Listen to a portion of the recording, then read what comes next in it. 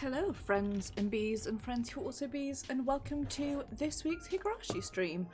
I've just realised I haven't got my captions going yet, so bear with me a hot second while I get that started. There we go. Yeah, there we go. Hello. It is Higurashi When They Cry, Chapter 2, Watanagashi.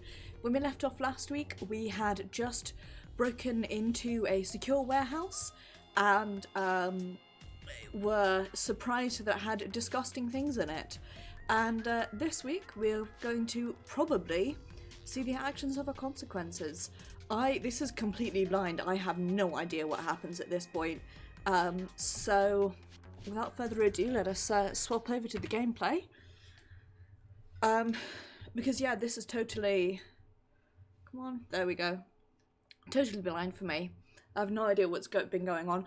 I'm also a little bit out of it because I've been watching the BAFTA games for the last hour and a half, and so that's what I'm thinking about. Not Higurashi, but nonetheless, let's hop right in, shall we? We left off at the end of chapter 7, and by the way, the achievement for chapter 8 is make an alliance. So let's go.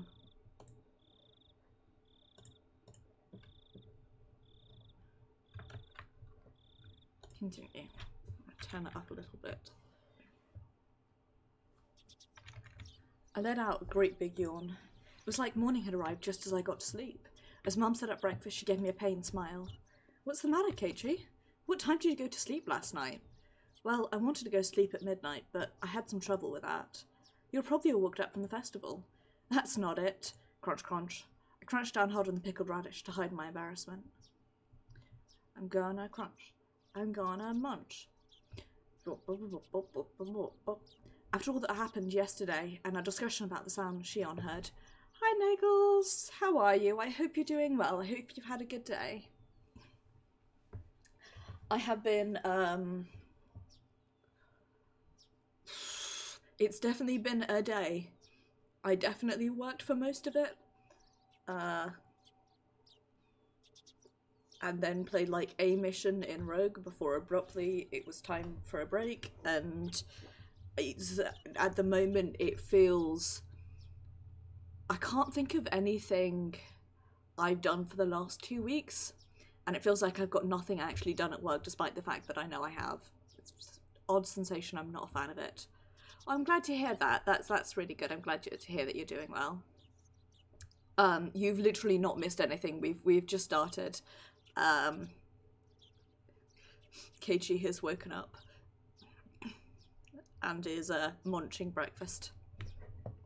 After all that happened yesterday and our discussion about the sound Shion heard, that banging noise like a child far away, jumping up and down on a wooden floor, story wouldn't get out of my head, so I had trouble sleeping. It was a long night, and I kept jumping at the slight sounds of faraway tree branches, which should have been either unhearable or too insignificant to notice. Welcome to the wonderful world of playing horror games. When I woke up, the morning sunlight and birds chirping, it made me feel pretty ashamed about it, but I felt far from refreshed this morning. I've got the lights off because I'm saving electricity by having my lights on as little as physically possible. What that means is the minute it starts to get spooky, I'm gonna get scared shitless. Keiichi, good morning. Huh? Keiichi, your eyes are all red. Why is that? Why? Oh, hey, good morning. I didn't get much sleep last night, so I'm sleep deprived today. That's what I sound like when I yawn. Festival yesterday was a lot of fun. Reina's excitement took a long time to go to sleep, so I had a long time to go to sleep too. In Reina's case, her excitement seemed to still be wide awake. They should have this kind of festival more often, so we can have lots of fun together again. Yeah, Reina talking about the festival yesterday made me remember everything I'd nearly forgotten from last night. What games have you been playing, Nagels? I am intrigued. Although I have far too many games in my backlog and I am not allowing myself to buy more, even though I also desperately want. I've added a whole bunch of games to my wish list today and I'm like, no, I can't afford anything. Also, I don't have time. The inside of the ritual storehouse had been so utterly different from the relaxed, bright, everyday life of Hinamizawa. All those stories that Takano had told me too. The mysterious incidents that occurred on the day of the Watanagashi festival every year. The strange incidents where one person would die and one would disappear. The old stories of Hinamizawa flickering like a candle behind them. The numerous and horrifying traditions of Onigafuchi village. The villages with demon blood in them. Terrible cannibalistic feasts. Poor sacrifices kidnapped from human villagers, victims of the Onikakushi. To quell the rage of Oyashiro-sama, the ritual involving living sacrifices. There were also many, many others. There were so many stories that just remembering them put me in a foul mood. Most of them weren't fiction either, they were true. We didn't need to fear them just because they were real though, since it all happened so long ago. Such a very long time ago. Where's Mion? She's late. Huh? Before I realised it, we'd arrived at the place where we'd usually meet with Mion, probably because I was so lost in thought. We agreed that if she isn't here by now, we can just go on ahead, right? Should we? Mion being late wasn't too rare an occurrence, but today she was unusually late. Few of the ominous tales from the night before came back to life in my mind again. Who had died this year and who would disappear? Couldn't have been Mion? What should we do, Keiichi? If we don't get going, we'll be late. She'll be here. She didn't call to tell us she'd be staying home today, right? Let's just wait 5 more minutes, okay? Rena looked at her watch and seemed a little worried, but then she nodded with a satisfied smile. If we had to wait 5 minutes, we'd have to run as fast as we could to school or we'd be late. As soon as I thought that, we spotted Mion running towards us out of breath. Mion! You're late! Ha! I forgot my mouth. Hang on, 1 second. You waited? You should have just gone on ahead. Mion was breathing heavily and her face was all red. Her house was right down this road, wasn't it? It wasn't far enough away just for her. It wasn't far enough away for her to end up like this, was it? Mion, are you not feeling well? Huh? Now she mentioned it. Rena pushed Mion's bangs away and put her hand to her forehead. Rena, your hand is pretty cold. Mion, you're a little bit warm. I mean, she has just run. It's no big deal. Give it half a day and I'll be fit as a fiddle. You really okay? You don't have to push yourself, you know. What's this? Keiichi, you worried about me? Haha, that's nice of you. Ads wasn't like Mion at all. She must have had it pretty bad. I just think you shouldn't push yourself so hard. We can tell the teacher you had to take the day off. I'm fine. I took some medicine. Think it's already working. Mion forced an energetic expression onto her face and flexed her biceps at us. Okay then, let's go. Don't overdo it, but of course there's the time. We need to run or we won't make it. Ha! This morning sure is thrilling. Maybe it's just what I need to shake off this slowness. Let's run. Hey, wait. You're sick. Don't go overboard. Mion began to run vigorously anyway. Mion is older than us, right? She knows her own body better than anyone. Decided to leave it at that and assume she was fine. Great, then we should get going too. We began to run after Mion.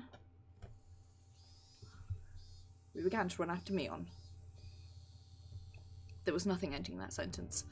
School looked the same as always. The hours passed listlessly and my lack of sleep took its toll. If there was a sport where people competed by sleeping, I'd be world champion right now. Fucking amen, brother.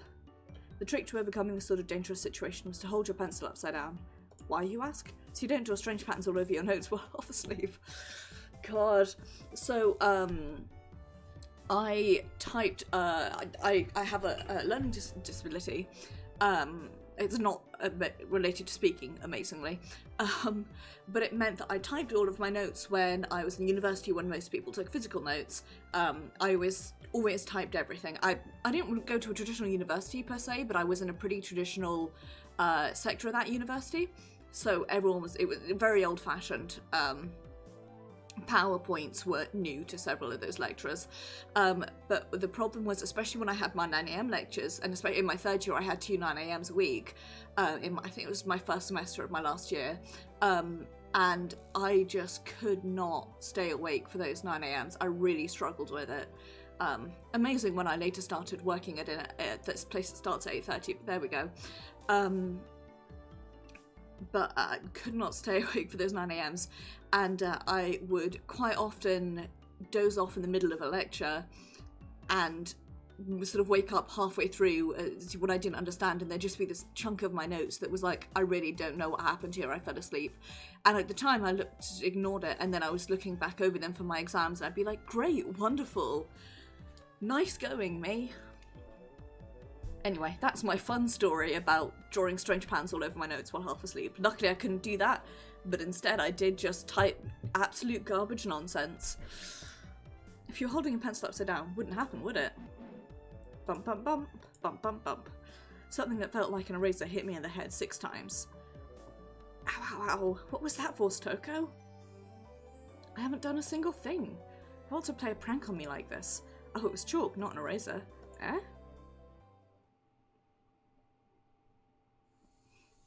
Behind me, like a female outlaw might hold razors, was the teacher's shadow, holding 3 pieces of chalk in each hand. Rumble, rumble. Maebara, go and wash your face. Right, gladly. That alone was enough to wake me up, but I flew out the hallway as if shoved out by the pressure exuded by the teacher's sheer power. She's my favourite character in this game. If I was going to wash my face anyway, then I'd rather use the sink out front rather than the ones in the dark restroom. Thinking that, I left the hallway and went to the entrance. The sunlight was strong, so strong you wouldn't think it was June. I turned the faucet and with a lifeless bubbling noise, lukewarm water came pouring out. But let it run for a few moments, would it get cold? I looked at it absently-mindedly for a little while. I knew you'd choose these things, Keiichi. The ones out front just feel better, don't they? Mion? Oh, no cutting class now. Slung my hands into the water to find it had gotten so cold it seemed strange it had ever been warm. Scooped it up and splashed it against my face. Once I was done, I moved out the way and Mion did the same. Mion, how's your cold doing? You're sleepy because of the medicine, not from lack of sleep, right? Actually, this is a secret, but after the festival yesterday, I got wrapped up in the party my relatives are having. And well, I had a bit. A bit. She made a gesture like she was tilting her cup into her mouth, which means you didn't have a cold or anything. Are you hungover? How old are you? Give me a break. I really don't feel well, you know. Supposed to be feeling lousy either way. Still, you treat colds and hangovers in completely different ways. We've all been there, haven't we? One of the things that happens to me when I get hangovers is it feels like I've developed a really bad cold and I just get really gross and like snotty and I get a really phlegmy cough. So in my head, hangovers and colds are always associated. I was worried I would nothing. Man, I guess that's just like you, Mion. Mion scratched her head, a little embarrassed. Didn't seem to be feeling well, but now that I knew it was a hangover, I didn't need to worry too much. It would go away with time after all. Oh, but my head really is pounding, so the teacher told me I should go home early. Ah, you cheater. So you're going home now, Mion? Now that I looked again, Mion had a bag with her. She must have been on her way home. Yep, I feel bad about it, though. I'll get some rest at home like a good girl. Sorry I can't make it to the club. Would you take over as leader for today, Keiichi? I don't know if that will happen. We have that unspoken rule where we don't do the club unless everyone is there, don't we? Never did it when you had to go to your part-time job, did we? Mion laughed wryly, saying we didn't need to worry about her. No matter how much fun we have, though, I think that feeling guilty about friends who can't share in it is a sign of a really fantastic friendship. Upstairs says thump thump, by the way, and I want to share in the friendship too. In that sense, the club Mion has created is a wonderful thing. As I thought about it, the moisture on my washed face dried up. Suppose we were talking too much. If I didn't get back to the classroom soon, I could get in trouble.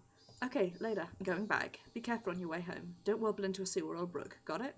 I left it at that, turned around and started heading back to the classroom. Oh, one more thing, Keiichi. Mion stopped me and I turned my head to listen. What's up? This may sound weird, but don't think too hard about it. Well, that depends on what it is. Last night, near the end of the festival, did you see Tomitake or Takano anywhere? Suddenly tensed up. You know Tomitake and Takano, right? You remember, Keiichi, when the 4 of you were talking during setup the day before? If I could, I wanted to forget about sneaking into the storehouse that night as soon as possible, so hearing the names of the people I was with at the time really got to me.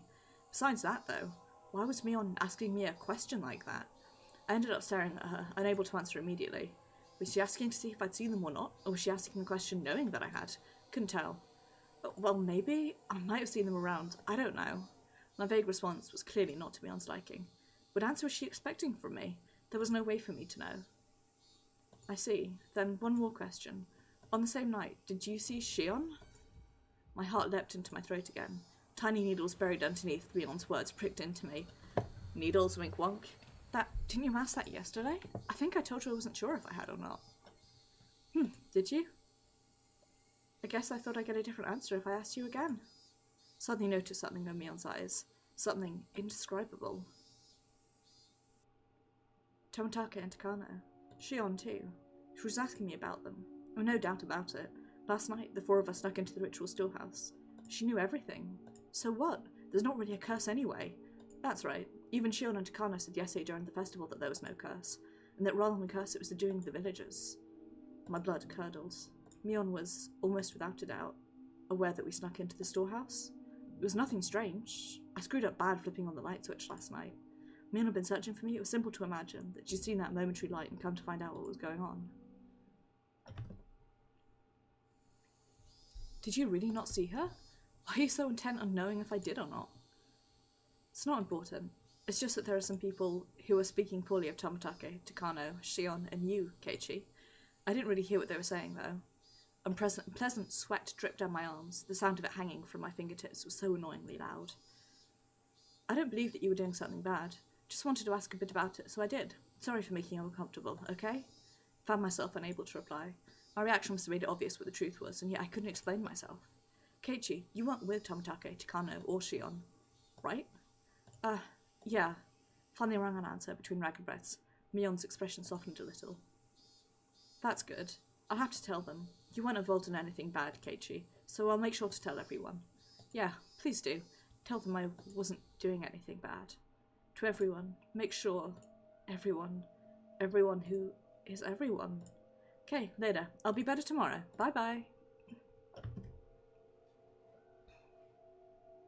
Wait, Mion. What do you mean by everyone? Just then, a freezing cold hand touched the back of my neck. Hey, you're late, Maebara. How long does it take you to wash your face?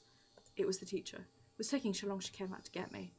I'm sorry. I was just speaking to Mion. I turned around, but Mion had crossed through the schoolyard without me realising it, was now standing at the gate. Come back to your studies. Quickly now. Teacher was being insistent. We returned to the entrance. I looked back one more time and Mion was nowhere in sight.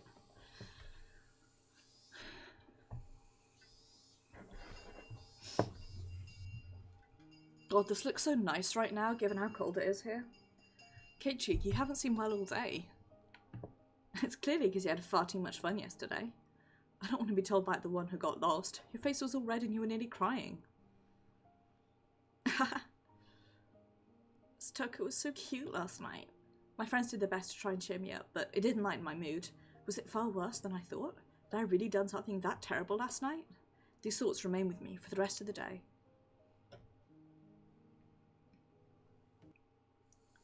Bye, Keiichi. I'll see you tomorrow. By the time I realised it, I was in front of my own house. Mion had a cold, right? Could you have a cold too, Keiichi? Could you?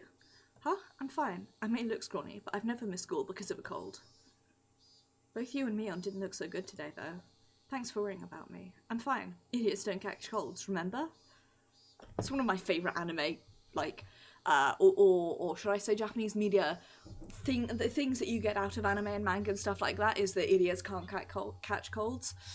I don't know why, it's one of those things that I like the concept of. I cannot word this in a way that sounds sensible, so please ignore everything I just said. It's clearly not true because I am obviously an idiot and I definitely catch colds. So, Raina smiled, then waved to me and left. Whew. With my shoulders bobbing up and down, breathing heavily, I entered my house. As soon as I got back in, Mum called out to me. What? Keiichi? I'm sorry, but could you go to the library and return a few books for me? I don't feel like it. Your dad and I have to wait inside the house for a phone call right now, so we can't leave. I need to return them today. Could you please do it? Sheesh, did it have to do with Dad's job? No point in arguing if they bring that up. I guess so, but I don't know where the library is. Oh, you don't? It's a little bit past Okonomiya Station. Just then, the phone rang. My parents' faces immediately turned grim. Mum snatched up the receiver. Hello, Maebara speaking. I'm sorry? Yes, he's right here. Then she thrust the receiver at my face. It's for you, Keiichi. Don't take too long, okay? Trying to ask who it was from, but asking the person on the phone directly would be faster. Hello? Ah, this is Sonozaki. Well, the younger one. Hello. Do you have time to talk right now? Was Shion? The older sister had a hangover today, but the younger made no reference to it. Shion? I thought you'd be sleeping in today with a hangover, same as Mion. What? Mion had a hangover? Haha, so like her. She laughed warmly, but Mum glared at me, silently telling me to finish up. Whoops, sorry. My parents are waiting for an important call, so I can't talk for too long. What do you need? Something I want to talk about, but if we can't talk long, I guess that's that. She sounded a little disappointed. What would Shion want to talk to me about? Now I was interested. Then how about we meet in person? If you could show me where the library is too, that'd be great. You mean the public library near the station? Yes, that's fine. I go past her on my way to work anyway. Okay then, you know where I usually meet up with Mion? At that intersection where the small path from the Sonozaki house splits? Oh, Keiichi, did I not tell you? I don't live at the main house, I live in Okonomiya. If we could meet by the ticket machines at Okonomiya station, that'd be great. Main house? Living in an Okonomiya? Now that you mentioned it, it's always seemed like the Sonozaki sisters weren't communicating. Did they live in different houses? I am relatively certain that Mion mentioned this at some point, but I could be wrong. Also, now that she mentioned it, Reina said she'd never met the younger sister, despite going over sometimes. Let's meet at the station then. I'll go there right away. Bye. I set the receiver down, and Mum immediately thrust a large pile of library books in my face. 6 volumes of long-form mystery novels. Mom had her own hobbies. Thank you, Keiichi. Be back by nightfall. Got it. Okay, I'm going. Suppose I changed my clothes and grabbed my bike key. Climb the stairs to my bedroom.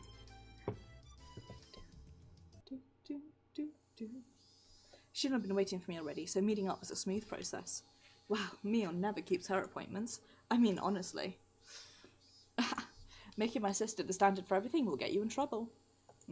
Shion seemed a little unsteady too. She was drinking with Mion last night, wasn't she? Didn't get any sleep last night either, did you? Don't try and hide it. You definitely went home from school early. Oh, too bad. Been at home all day in the first place. And smarter than Mion, after all. Hey, I don't think you can call playing hooky smarter. You should finish your errand first. We don't have that much time. We're going to the library, right? Yes, thanks. My mum had to return some books by today. Is the library far? No, it's really close by. She said that, we spotted the signboard for the library almost immediately. It was this easy to find, then I guess I didn't need Shion to show me where it was after all. We rode round a bend and the building was right there. Shishibone Public Library. We lived in the country, so I hadn't expected too much, but it was pretty big. First floor was actually a government office, so the library was only the second floor, but it still looked large enough to fit a decent collection of books. We passed through the automatic doors and were greeted by the cool breeze of an air curtain. Cicadas had been loud outside, but it was quiet inside the library. Air conditioning inside was keeping the temperature at an ideal level for books, which had that mildewy smell unique to old paper. I guess every library is basically the same. There was one difference. It was that people studying for tests weren't taking up all the seats. I was one of those people, but now that seemed like a distant memory. Hi, I have books I'd like to return. The librarian went through the process of checking them in and then returned my mum's library card. Shion was going around the bookshelves with a deeply interested look on her face, like she wasn't the type who went to libraries often. Sorry for the wait. I'm all done. Libraries sure are nice and cool, aren't they? I want to work in a library one day. Don't know whether to call that boring or dependable. It's a pretty small dream compared to your sister. Mion would definitely want to be a hard-working employee for an international trading company or some other crazy job that involved her running all around the world. Compared to that, what Shion said is pretty heartwarming. Well, we need to keep our differences dear to us. We're not copies. We're two different people, called Shion and Mion. Twins have a lot to think about, huh? Still, it sounds like fun. I don't have any brothers, so it's just me and my parents at my house. It can get a little uncomfortable. It's the same for me. I don't live with Mion after all. Oh right, she said something like that, didn't she? Why though? Sisters living apart is unusual. I mean, maybe at that point, I've lived in a different house to my brother for 3 years, because it's nearly my 3-year anniversary of moving to Nottingham. We were getting tired of talking while we were walking. We ended up going to a lounge area, which was vacant, and continuing the conversation. Hi, Hakun. I hope you're doing well. I hope you're having a good day. I hope everything's been treating you well at the moment. Yes, Mion lives at the main house and I live in Okonomiya. What do you mean by main house? You make it sound like you're nobility. Good, I'm glad to hear that. That's pretty much how it's been here as well, so just chugging along as best as possible. It's just the main house. The Sonozaki family's main house. Not much. We went to school, but we didn't get much sleep because we were too spooked. Mion had a hangover and then asked us a question about... It's John. Thank you for the host. It's very much appreciated. Mion asked us about whether we had seen Shion and Tomitaka and Takano, which is a bit of a wink-wink, nudge-nudge moment. And then we met up with Shion in order to drop some books off. And that's pretty much what's happened. Mion's a successor, so she lives with Nana and apparently studies all sorts of things as preparation to be head of the family. Mion, the head of the family? Kind of fit personality, but kind of didn't, too. Keiichi, you just moved here, right? It's all sound like I'm boasting, but we the Sonozaki are kind of personages around here. Huh? Seriously? Word personage didn't really match the extremely sociable air that Mion and Shion gave off. From what Shion explained, Sonozaki family goes way back to the beginnings of Hinanzawa. After the war, they had a bunch of successful ventures and extended their influence to a wide area. Sonozaki House is a foundation under which the entire family cooperates. Though the current family head, Grandma, was the one who built it.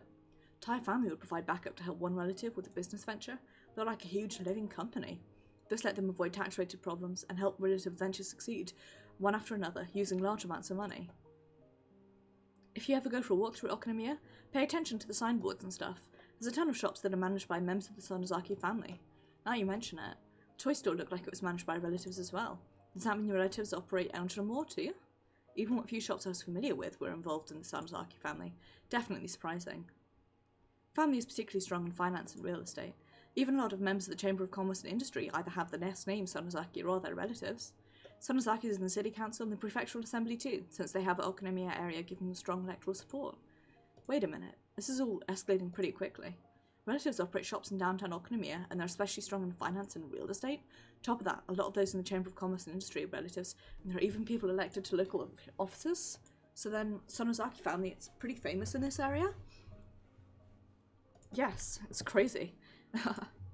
All of a sudden, a cigarette-smoking, overweight old man interrupted our conversation. Wait, I know this guy. Hello, good afternoon. You on a date today? What would I give to be young again? If you thought we were on a date, then why are you bothering us, Mr. Oishi? That was it. He was Mr. Oishi, a police officer. Thought it was this person who came to my rescue when I got involved with those delinquents before. Now that I thought about it, Mion didn't seem to like him very much. No, I apologise. I heard a familiar voice, so I came over to see. Mr. Oishi laughed coarsely, not showing any signs of giving up. Shion watched him do so. I didn't feel the same sense of malice from her as I had from Mion. Maebara, right? You're one tough guy. Two-timing Sonozaki sisters, are you? No, I'm not two-timing anyone. Turned around to look at Shion and plead for help, but she grinned and maintained her silence. Her gaze wandered. She looked at the clock. I'm sorry, Keiichi. I really need to get to my job. Huh? Oh, did you... Wait, didn't Shion have something to talk about today? Now this weird man is here, though. Yep, I'll see you later. Oh, I'll give you a call after I'm done. It'll be okay to call at night, right? Yeah, probably okay. Then I'll talk to you later tonight. Bye. Shion left so fast she was practically running. Mr. Oishi was waving at me with a grin. Felt like I'd been left to his base so she could get away. Maybe she was lying about having to go to work. You're quite the big shot, being so close to the Sonozaki daughters. Maybe I should rethink how I talk to you too. Mr. Oishi put a coin into a vending machine as he said something a bit appalling. Is iced tea okay with you? Do you want milk in it? Huh? Oh, no, I'll put some in then, alright? Here you are. He handed me a cup of tea, filled to the brim with ice, so I looked on absent-mindedly. Don't think I'm obligated to have a guy like this buy me a drink, but he did get it for me, so I'll thank him. Was Mr. Oishi just killing time? We didn't know each other well, but he still encouraged me in conversation about all sorts of dumb things. When I thought back to how I took to Shion, this seemed like a total disaster. Maebara, how much do you know about Ms. Sonozaki? Other than what I heard just now, nothing. Until then, I hadn't known anything about either Mion or Shion other than the fact they were interesting.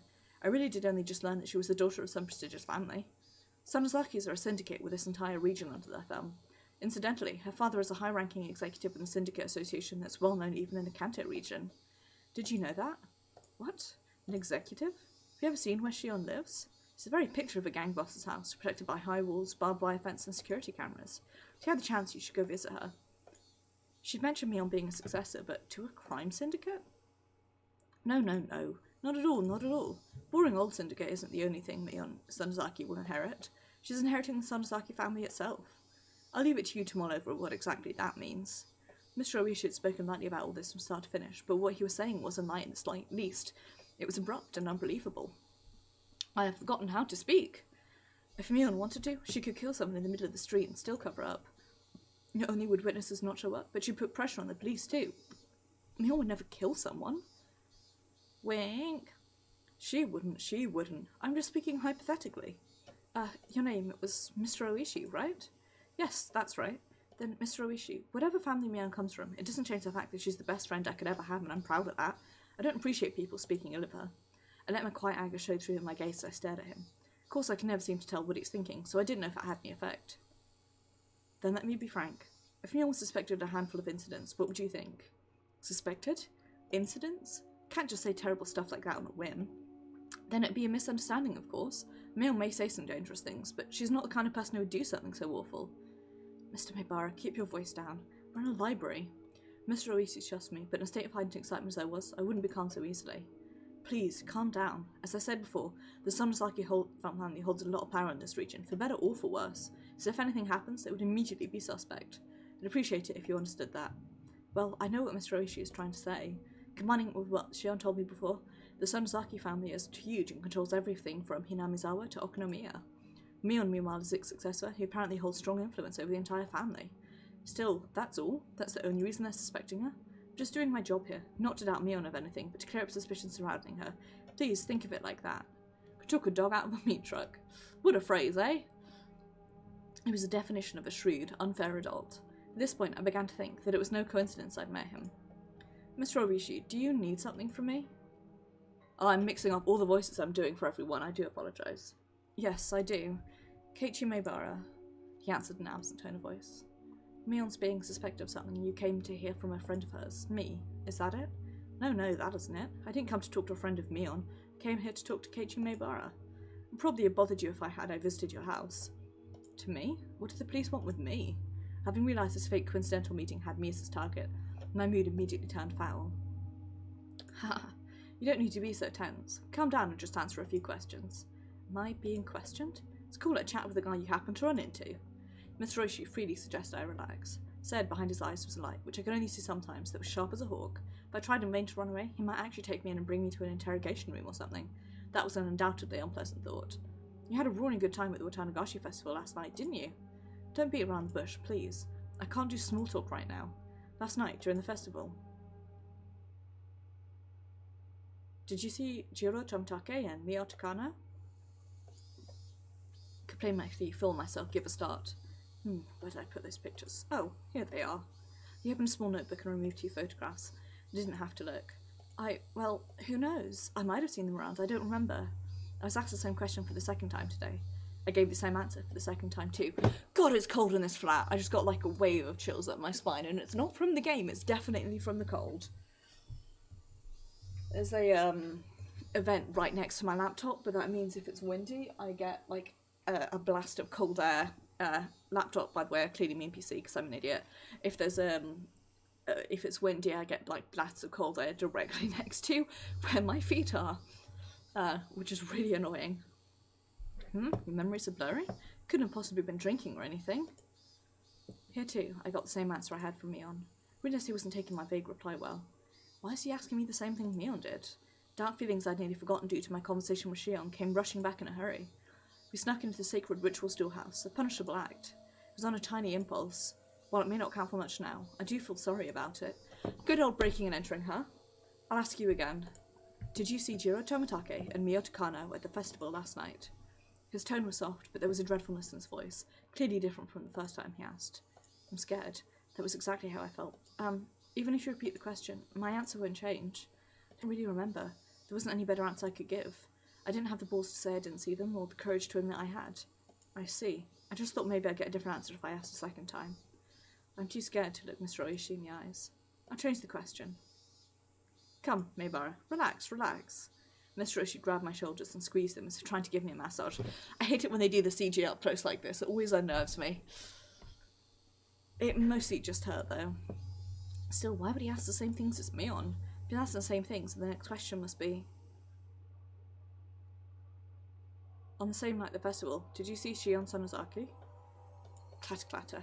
I wondered what that sound was, and when I looked down I saw that it was unmelted ice in the cup I was gripping in my hands.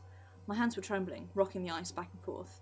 Realising, I hastily put the raining ice in my mouth and crunched down on it. Sorry, I may have seen it, but, well, you know, she looks just like Mion. I might have just mistaken the two. That can't be. Suddenly, Mr. Oishi grabbed both my shoulders and hunched down to give me a level stare. This must be what it's like to be a deer in the headlights. I want to look away, but I can't. This is the first time I've experienced such a piercing stare. Mion and Sonozaki wear completely different. Mion and Shion wear completely different clothing, You wouldn't mistake the two easily, I would think. Maebara. His voice was harsh. Harsh, the same as when Mion said it. I could feel my heartbeat quickening. When I realized I could feel it through my hands on my shoulders, I got even more scared. Why are Mion and Mr. Oishi both asking about last night? Was sneaking into that storehouse so bad? Ugh. Shouldn't have let Kano talk me into it. They're straight up breaking and entering, my good bitch. Tamatake casually said to check it out too, so even Shion if she hadn't encouraged me. No, I understood. I was the one most at fault here. Shouldn't have let my curiosity get the better of me. I shouldn't have gone into the forbidden storehouse. This dark storehouse showed me the forbidden torture instruments. Mr. Oishi, I think that's our cue to get out of here. A young man wearing a suit came into the lounge. From the way he held himself, I knew immediately that he was Mr. Oishi's subordinate. Oh, so it is. Closing time already? I hadn't realised it until he said something. Jingling an announcement telling patrons the library had closed had started playing without me realising it. So irritated, so overwhelmed that I couldn't even hear it. Well then, Maebara, we're out of time, so allow me to take my leave. I'd like to talk with you more about this at your leisure when we have more time. This isn't a joke. If I never saw him again, it would be too soon. Mr. Oishi followed his subordinate and left the lounge behind him. However, he spun back round. Oh, right, Mr. Maebara. What is it? It's two questions I asked you before. You don't remember well enough to answer either of them, correct? Right. Just so you know, you saw them all yesterday. You were walking along, the four of you, having quite a pleasant time. Near the stone steps. I saw you with my own eyes. Ugh. I caught my breath and my heart seemed like it was about to stop. What a detestable person. He knew when he was testing me. We'll meet again. Have a good year. I sat there like a rock, unmoving, until I could no longer hear the clacking sound of their footsteps. Rip. F. McRip. Sucks, dude. Sucks balls, eh?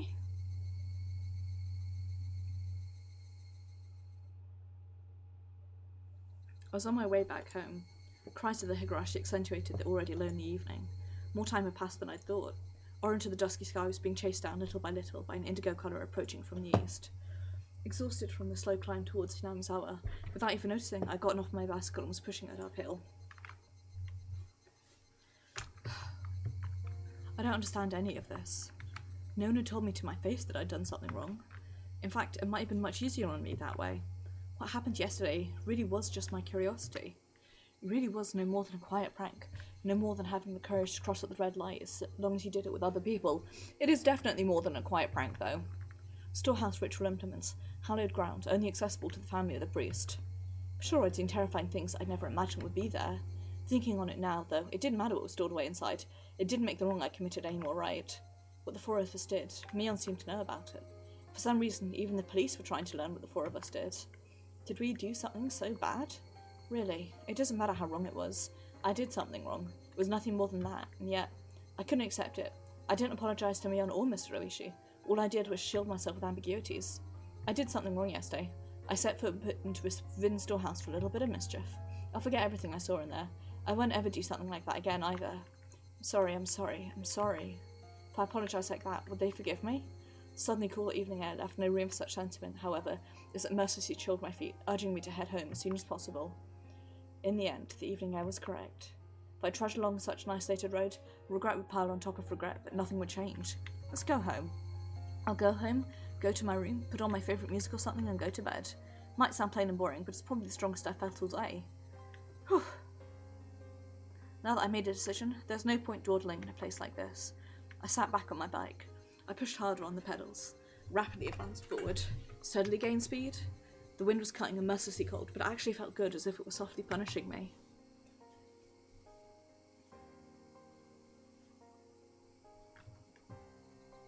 God, I love this music. That's really cool. I didn't eat much dinner before excusing myself early and returning to my bedroom. My mum called me from downstairs. Keiichi, you have a call. It's from Sonozaki. Sonozaki? Was it Mion? No, it was Shion. I just remembered. She's had something she wanted to tell me today. I really do think Keiichi has memory problems, and I mean, this is coming from me, but I really do think he has some issues up there. Mr. Oishi had interrupted her, so she didn't get the chance. She hadn't said she'd call tonight.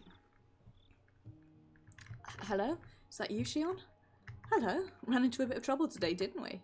She said it so plainly that I got a bit annoyed. She was the one who left me there and ran. Don't say that. I gave you the signal to run away with me, didn't I? You just sat there looking dazed, Keiichi. I wasn't dazed. All of a sudden you left me there, and after that, I had to put up with that Oishi guy for ages. Don't complain to me about it. Can't believe she passed it off like that. She looks just like Mion, and yet inside she's this different. Got a little irritated myself when I realised I was somewhere in my mind, hoping for the same reaction I would get from Mion, even though she's a different person. Ugh, sorry. Next time I'll run away first thing and leave you there. Hey, it's ladies first. Haha. Shion laughed refreshingly. When I heard her voice, I realised she wasn't really that angry or anything. It's just as she said. Cause of my temper was because it was my own fault for not leaving immediately. I'll stop blaming it on others. Blaming it on others would be... Anyway, you had something to tell me, right? Oh yeah.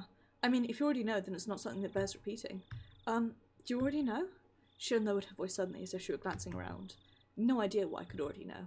Sorry, but I have no clue what you're talking about. At least give me a hint. So that means you don't know. She seemed to take my stupid sounding question as evidence. Her voice didn't sound disappointed or exasperated in the slightest. Actually, it's about last night, during the Watanagashi festival. My entire body jolted as I was assailed by a terrible feeling. Shion going to ask the same thing? Hello? Keiichi, you listening? Yeah, I am. What about last night? 4 of us went in there, right? She didn't beat around the bush. Whether or not I want to admit it, that was the actual honest truth, and I couldn't act like it hadn't happened. Then after that, we walked away together, then went our separate ways near the stone stairs, right? Takano and Tamatake went to the stream, and you stayed there, Keiichi. I went over to see some relatives. Yeah, why do you ask? We won't make any progress if we keep asking each other questions, so let me ask this question first. Okay? You mean, did I see Tamatake and Takano last night? Huh?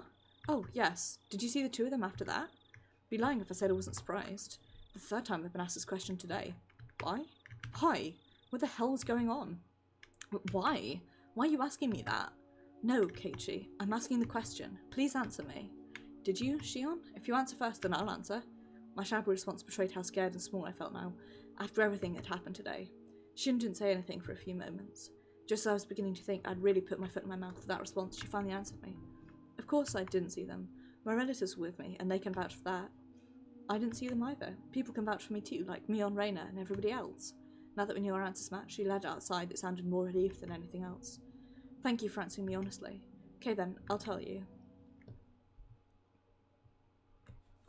Apparently, last night, Takano and Tamatake died. Dun dun dun! Except we already knew this already. Sorry, Shion. What was that you just said? Apparently, last night, Takano and Tamatake died. Takano was found burned to death. Tamatake was, well, it looked like a suicide. Found out this morning. I heard my dad talking to a relative on the phone about it. Then who disappeared? Late last night, a police car on its way back from festival security had discovered Tamatake lying in the middle of the road heading towards Okonomiya. He had clawed out his throat and died. Ugh. God, the sound effects in this game are good. What? He clawed out his own throat? Bright, cheerful Tamatake committed suicide? Can't possibly be right. Police did an autopsy. He did it with his own fingernails. He scratched his throat so hard that he ruptured his blood vessels and bled out. He died in the pool of his own blood. That's what they said. Never heard of such an insane suicide. Can't just scratch open your own throat like that. I realised I was yelling too loudly, so I lowered the force I was putting into my voice. I lowered the hiccups that I was developing from... I didn't want the parents to hear me, so I switched to the cordless phone and ran up to my own room.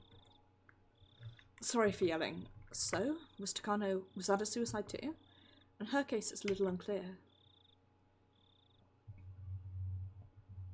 Takano's body was found in the mountains of Gifu Prefecture. Employees at a rest stop nearby reported to the police late last night that they could see flames in the mountains. Firefighters dispatched there were the first ones to find her. An autopsy concluded it was the burned corpse of a half-naked female. Initially considered the body beyond recognition, but directly afterwards there was a request for dental comparison from the blah blah prefectural police station in Okonomiya. The results concluded that it was Mio Takano.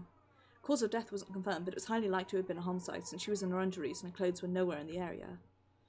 Oof. The oil drum had fallen over, so it's also possible she burned herself to death. Couldn't possibly have been suicide. If you're gonna die, there are plenty of easier ways, aren't there? Can't be suicide. That's what I think. It's unthinkable that Tamatake would kill himself, too.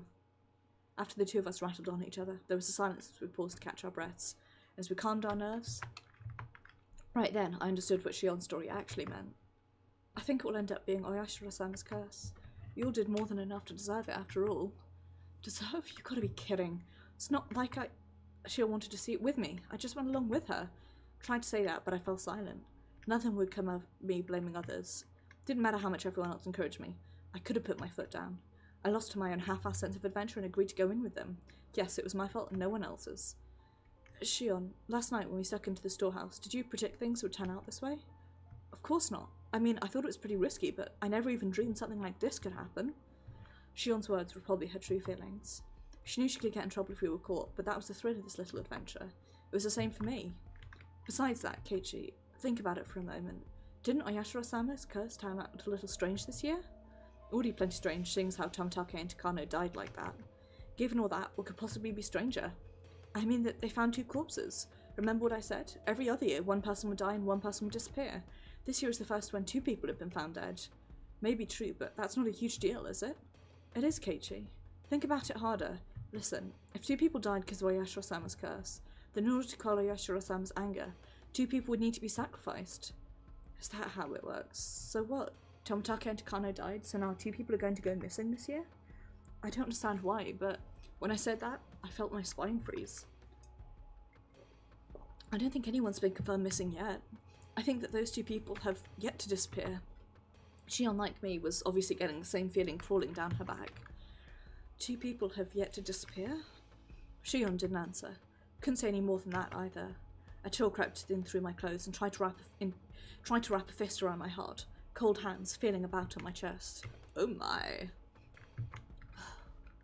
Neither of us could say anything. Tomotage opened the lock and he died. Takano exposed the ritual storehouse and she died. 2 more people were to be sacrificed? Then they would be none other than the ones who went in with them. None other than us. No. This has got to be a joke. Wanted so much for it to pass us off as a joke even now. That, though, was such an incredibly difficult and selfish request. If Tomotage and Takano had died in a common way like a car accident, I could tell myself it was coincidence. Instead, he clawed out his own throat and she burned to death, drowned in oil in the mountains. 2 deaths were so out of the ordinary that I couldn't possibly dismiss it as mere coincidence. It was as if, in exchange for sneaking into the ritual storehouse, there must be someone punishing us, some sort of cruel will working behind the scenes. Even so, I still didn't want to accept that terrifying truth. I was hoping there would be a button to swap to water, but I can't remember it, so never mind. If I did, then I would have to acknowledge that a horrible crisis was growing near for Shion and I. So I argued against it. Sitting like a gremlin and it's hurting my back. I argued, knowing I was running away. In the first place, it's not even in the newspaper, is it? Such a monstrous incident would be all over newspapers and television. Magazine writers would flood the village too, thinking it'd make for an interesting story. Of course it's not getting reported by the media. It's how it was in the past too. When the incidents occurred for the 3rd year in a row, there were some third-rate magazines that sniffed out the story and ran issues full of gossip columns about Hinamizawa. Fearing that the region would develop a negative stigma, they negotiated with the prefecture and the police. Since last year it became a big conspiracy where no information about the incidents was allowed to be leaked to the media. I hear the elders and top brass from the Sonozaki family put all the pressure they could on the police. I mean their deaths are going to be dealt with in total secrecy? That's how it is. Of course the police are investigating it. It's being performed in secret too though, so I hear the investigation itself is very restricted in what it can and can't do. Could essentially say they're interfering with the police investigation. The story was unbelievable. People died and yet they don't publicise it and deal with everything in secret. If we break it down further, it means that no matter who dies on the night of Watanagashi, it won't go public. It's the biggest pile of bullshit I've ever heard. Keiichi, before I say how the villagers could be the ones carrying out Oyashiro-sama's curse, before I said how the villagers could be the ones carrying out Oyashiro-sama's curse, that's what I mean. At some point, a tradition was created here in Hinamizawa, where every year we're allowed to kill someone on the night that Watanagashi under the guise of it being Oyashiro-sama's curse. When someone dies on the night of Watanagashi, it turns into the curse of Oyashiro-sama. The curse turns into the serial murder incidents. In order to avoid exacerbating the negative stigma surrounding Hinamizawa, those incidents are dealt with in secret. It's insane. Dead and missing people turn up every year. However bad the stigma gets, the police have to draw the line somewhere, don't they? You could say the incidents happening every year is mysterious, but the police can get the job done when they need to. After all, the incidents always get resolved individually. It doesn't end up being a string of incidents, you know? Just so happens that something unfortunate happens on the night of Watanagashi every year. The thing is, in the real world, this is the sort of shit that web sleuths go fucking mad for. Which, you know, I'm cool with. I'm somewhat obsessed with true crime.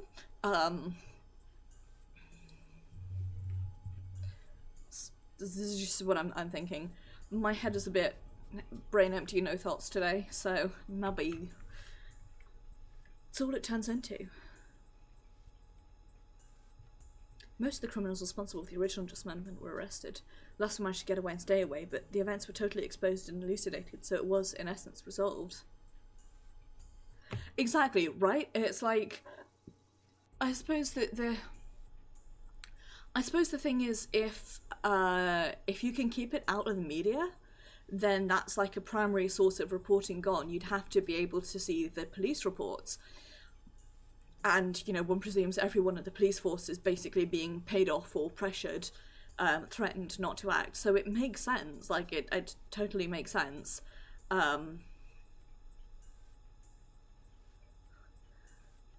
I suppose, and this is set, I want to say this is set in the 90s, but I could be wrong. I believe it is set in the 90s, though. So it makes sense that, like, it's not... You couldn't tell a story like this in 2020 in the way that this one is told, I think. I mean, I could be being very naive there, but what do I know about the Japanese, you know, Japanese small town cultures, really? Damn sporting couple who died in an accident in second year? That was an accidental death, plain and simple. They made a lot of investigations on the possibility of it having been a homicide, but they didn't turn up anything. Ended up as an accident. It was resolved. On the third year, the priest fell ill and passed away. Doctors present at the hospital at his deathbed, and they all had trustworthy medical certificates. They even did an autopsy. Concluded that it wasn't a homicide. That was resolved too. On the fourth year, the sister-in-law of the dance sporting couple was murdered. The criminal was a normal man with a history of regular psychostimulant usage. He confessed that he thought Yaroshi's curse was so interesting he wanted to try it out. The criminal died in an accident while in prison, so this incident was essentially resolved as well. That's right. None of the incidents had any relation to another, and each was independently resolved. I find it fucked up that the sister-in-law of a damn sporting couple is the one who died. So then why does an unfortunate coincidence occur every year on the night of Watanagashi? You can try and say it's a string-related instance, but they're not related. Yet every year someone always dies and someone always disappears. The story Takano told me on the day before setup. Day before during setup. Now the curse had really occurred this year, I couldn't just laugh it off. Then does that mean it'll come for us too? Just like how one person dies and another disappears every year. You saying that we'll be taken along with Tomitake and Takano and erased too? My lips had at some point become completely dry, and just saying that was difficult. Shion didn't respond. Her silence, however, was the clearest form of confirmation she could give me. Sure, we went somewhere we shouldn't have, but we were just looking, right? We didn't steal anything or take anything out, and we didn't tell anyone we looked, right? I was already regretting having committed such a wrong. Even so, was it really so bad that Tomitake and Takano deserved such cruel deaths? Besides, I didn't care about anything I saw in there at all. Takano was the only one getting so happy over it, wasn't she? Takano was the only one at fault. I don't have anything to do with this. I'm not interested, I'm not involved, I don't give a shit about what was in there. And you saying so wouldn't solve anything. I could feel myself, my cold self, in the innermost depth of my heart, disgusted at my pointless howling. However, my emotions had broken through the dam and I couldn't stop them anymore. Shion's on the other end of the line, holding the phone away from her, like... I made a hand gesture and then realised I don't have my face cam on. Wow, this head in the dark, because I don't have any of my lights on. Shion's on the other end of the phone, like, blah, blah, blah, blah, blah, whatever. Yeah, keep yelling, dude.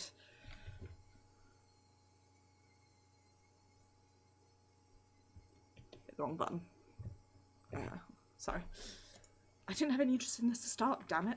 All I wanted to do was watch Rika's performance. You were the one who pulled me away from that, weren't you, Shion? I don't give a rat's ass whether those two are trying to steal something or meet up secretly or whatever. That's right, you're the one who made me go in there in the first place, Shion. You're all Keiichi, you need to see what's inside. And you convinced me and then pulled me in. Why the hell did you do that? Didn't have anything to do with this. What will you do? What are you going to do, damn it? How are you going to take responsibility for this, huh? Hey, you... Ah! Click. Without any warning, the phone cut off with a soft sound of a receiver being slammed down. I mean, fucking fair. I mean, from what I remember of Shion, she's not exactly... Oh, she's kind of a sympathetic figure, but at the same time, she also kind of isn't.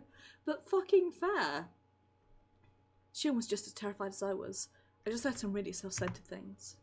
My riled up emotions disappeared as if they'd never existed, and in their place surged waves of deep regret at having run my mouth so irresponsibly.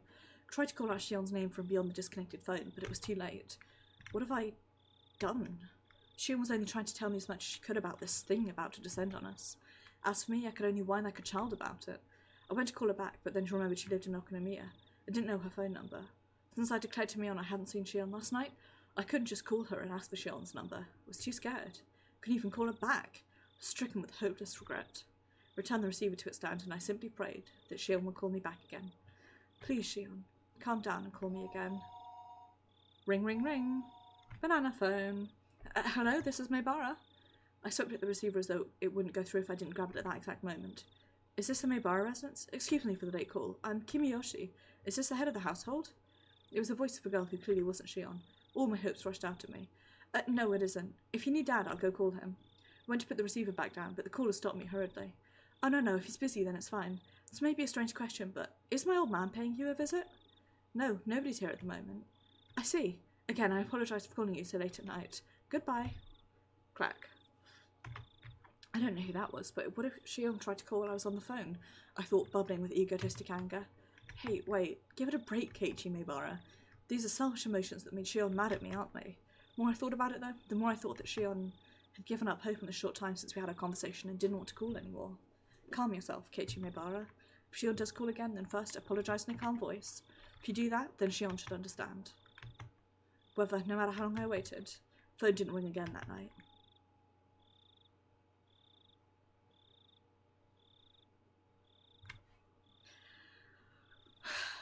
You fucked up, dude.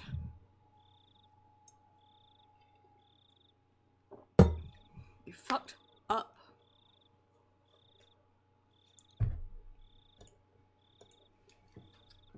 I keep forgetting you can't click on the tips here.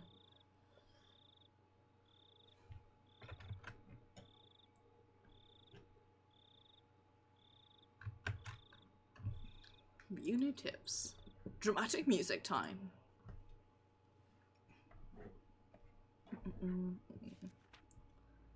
The significance of Watanagashi. Watanagashi, a festival of hunting for sacrifices and feasting on them. While the festival itself is remarkable, it's come to be considered a form of entertainment as well. Perhaps it was because of the disparity between being both an egregious act and a form of entertainment that the perpetrators began to believe themselves transcendent. However, I found some very interesting literature that appears to raise questions about that explanation. As with most oral traditions, it's not easily swallowed, but it does mention a few things that sparked my interest. According to this literature, even the residents of Onagafuchi village felt fear towards this ritual. Women and children would grow pale and tremble, and those of weak constitution would vomit, but it said that the feast, the dissection, was an obligatory viewing. This is an extremely curious tale. Till now I thought the residents of Onagafuchi village were fascinated by the Watanagashi ritual. Looked down on those vulgar, barbaric humans, cut them open like fish, and by eating them, reaffirm their own holiness. At least that's what I thought. However, if what the villagers gained from this ritual was not fascination, then fear, then that would suggest the ritual meant something completely different. There's a possibility the executions were meant as warnings, encouraging the villagers to strictly follow religious precepts created by those with power for their own convenience. It's a cult. It's a cult. Onagafuchi village had been effectively ruled over by three old families, called the Three Families. Without investigating the three families, I probably won't get any closer to the truth of Onagafuchi village. I believe the families are Sonozaki, oh gosh. I believe it's Rika, Satoko, and Mion/Shion's families, but I really cannot remember. Possibly this is when they tell us who the three families are.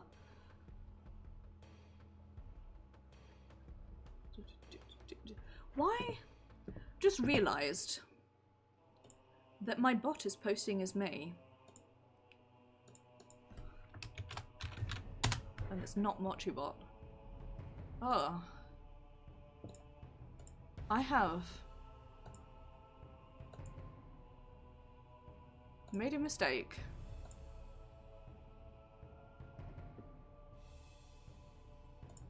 Give me a second, guys. I need to, I've logged into Streamlabs as the wrong person. Quick break while I sort this out.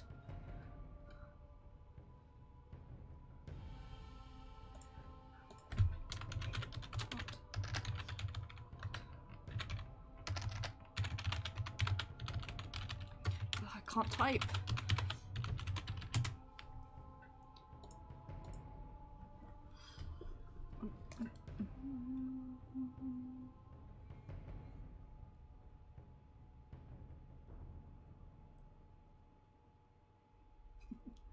Some of the girls that I work with, some of the people I should say that I work with did a like virtual pub quiz today. So they're posting their results. Right. What she bought is connected as this, and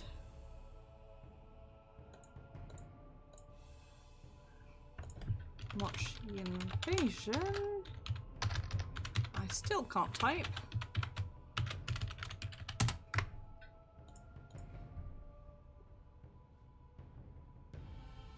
Please stop emailing me that I just logged into my own goddamn Twitch account, please.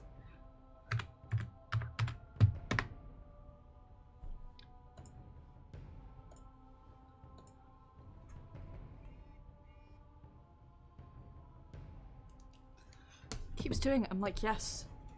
Yes, I'm logged in as me. Right. That's better. Okay. I was thinking the other one would be the Ryugu family, but they don't seem to be. I mean, I know from the last one that Reina recently moved back, so do you know? 3 families refers to the 3 old families who effectively came to rule Onagafuchi village. To break it down, there was the Kimiyoshi family, the Furude family, and the Sonozaki family, and each of them still exists today. Oh! Well, there we go. Why did I think Stoko was part of it? God only knows. I knew that one of them would be Sonozaki and the other would be Furude.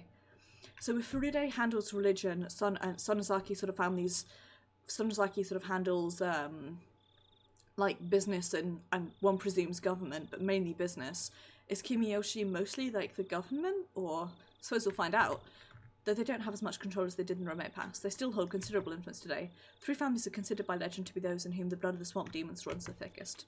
Kimiyoshi family appears to have held great power as the head of the 3 families, but it doesn't have that kind of leadership today. Current mayor of the village, Yoshichiro Kimiyoshi, is from this family.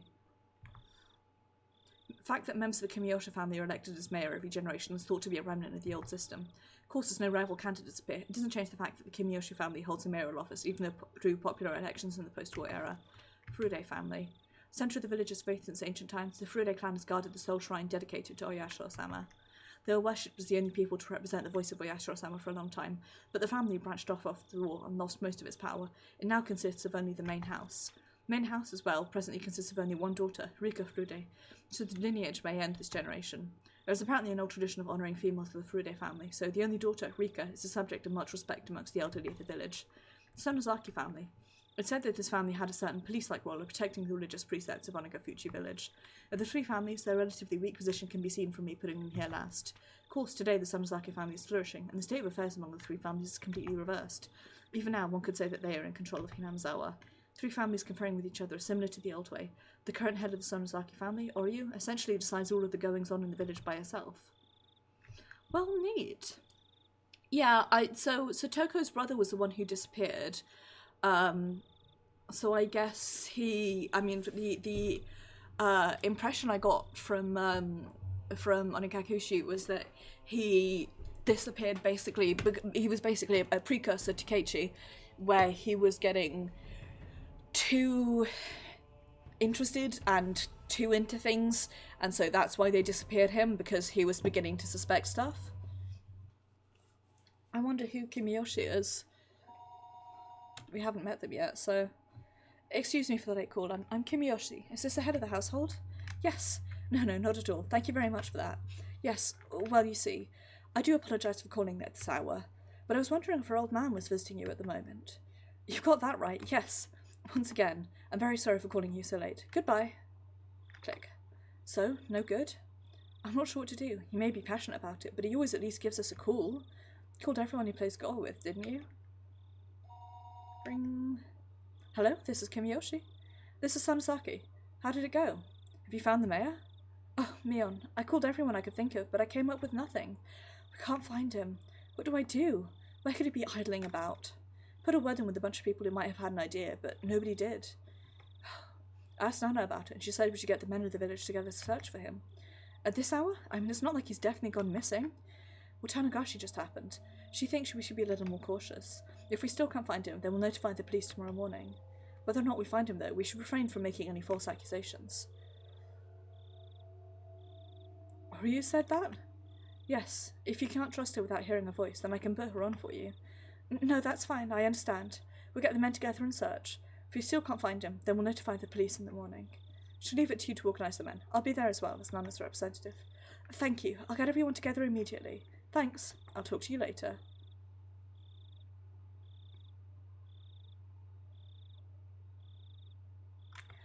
Okay.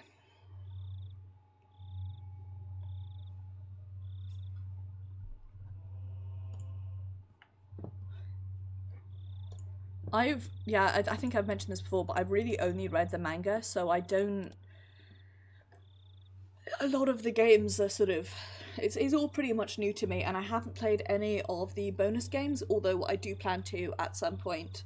I'll probably play them... Bonus games, I mean the non-computer releases. I'll play them through the 07th mod.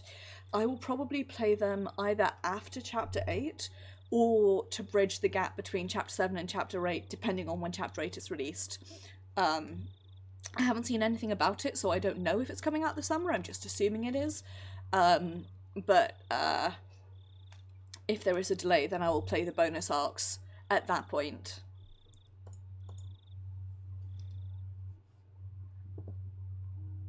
There's no way I'd be able to sleep. I saw a, ooh, I am intrigued. There is like a graphic I saw which has like an ideal play order, but I think I'm just gonna ignore it, and then either after Chapter 7 or after Chapter 8, depending on how it goes. When she hung up the phone like that, I realised for the first time what kind of situation I was in, as well as who the only ally, who would support me was. I waited with bated breath for Sean to calm down and call me back. What would I do if the phone rang while I was sound asleep? No matter how long I waited, however, it never rang. Exhausted, whenever my mind started to wander, I would jolt awake as though I heard the phone ring. In the end, I brought the cordless phone with me into my futon and went to sleep with it in my arms, though it still didn't amount to anything. Morning came, and by that time, I was pretty sure she wasn't calling back. That was when a fierce drowsiness assailed me. Damn it! This is no time for sleep, Keiichi Maebara. This is fair. To be honest, it also confused the absolute shit out of me, so I like things that are nice and simple. I slapped myself in the face a few times. Yeah, I have got the mod installed, so I'm not using the voices at the moment because it's Japanese only. It's not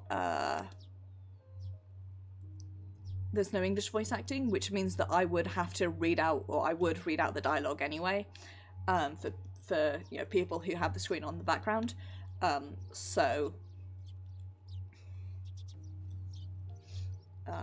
I just haven't turned the voices on, but I am using the mods. So then I went to the washroom and washed my face, which is something I usually didn't do. Gross, that's how you get spots. Wasn't enough either, so I even brushed my teeth. After that, I was finally wide awake. When Mum saw how strange I was acting, her eyes went wide. What's wrong, Keiichi? Are you going somewhere today? Yeah, to school.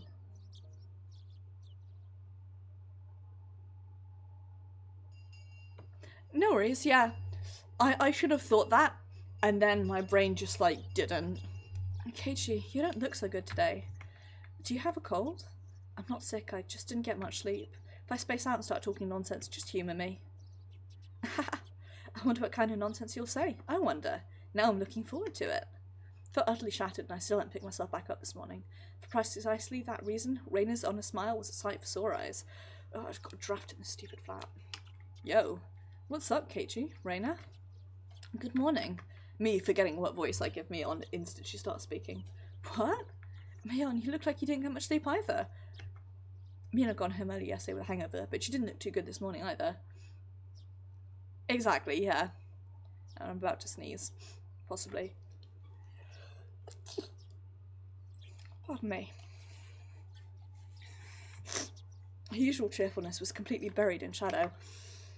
Oh, if I get a nosebleed now from sneezing, I'm going to be so pissed at myself. Yeah, I went to bed at like 3. I'm a little tired. 3? Right after yesterday? Hey now, you can't keep staying up late. You probably read the first volume of a manga though. Thought it was interesting and read the entire series, didn't you? I understand, I've done that before. I joked, trying to shake off my sleepiness. I was trying to be considerate. However, neither Mio nor Raina smiled. In fact, they didn't even pay attention. Reina's expression immediately darkened. What? Was it about the mayor? He still hasn't been found? Nope. Hey, wait a minute. What are you talking about? You can't find the mayor? Even the classroom, which was normally bursting with bright, joking voices, seemed filled with a different sort of murmur today. Good morning, Keiichi. Have you heard? Looks like something terrible has happened. I don't really know this mayor person, but he's an old guy, right? Couldn't he just be wandering around senile? Mayor is certainly not senile. He's a sprightly man who can teach both calligraphy and swordsmanship.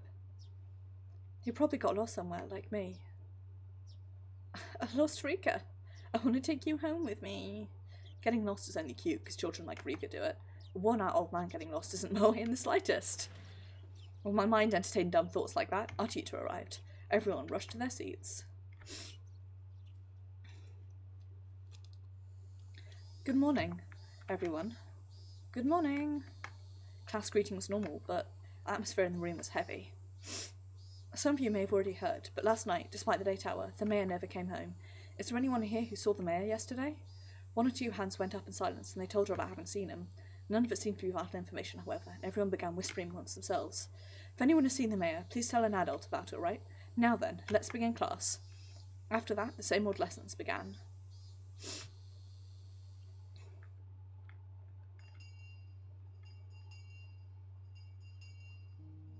Rumours, once quieted, blossomed into flowers again at lunchtime.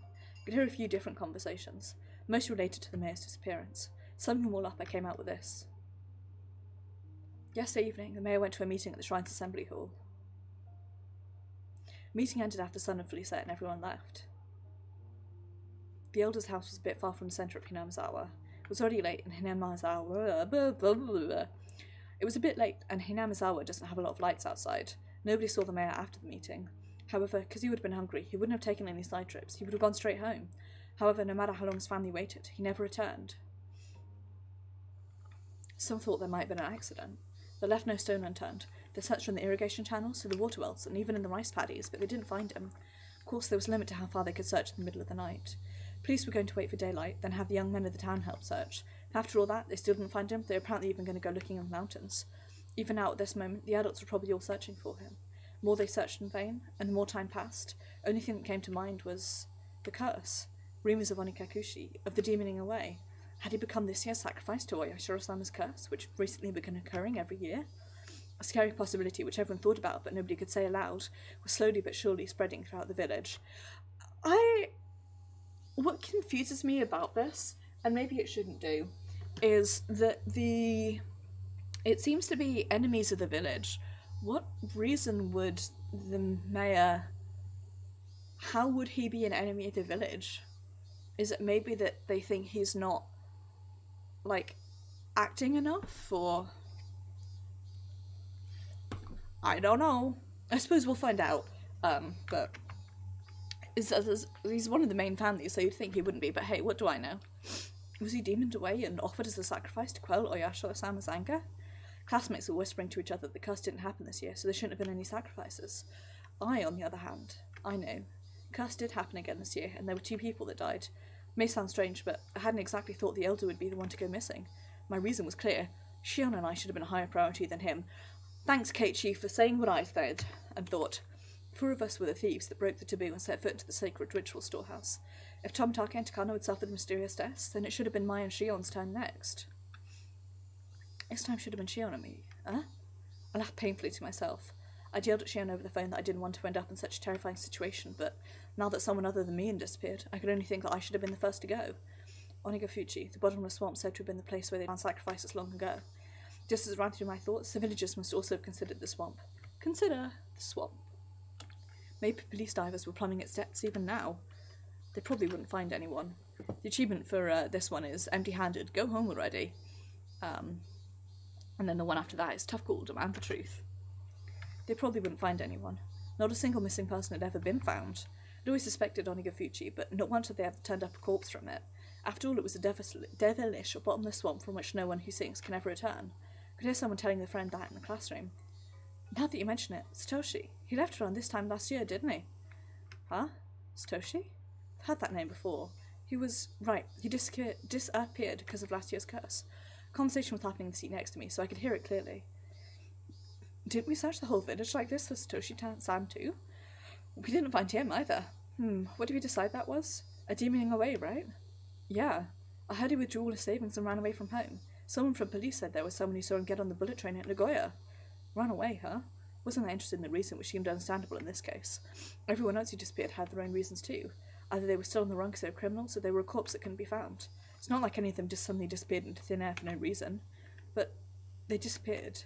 Someone disappeared whenever the curse took life, as if by design. They may have had various understandable reasons, but they still disappeared.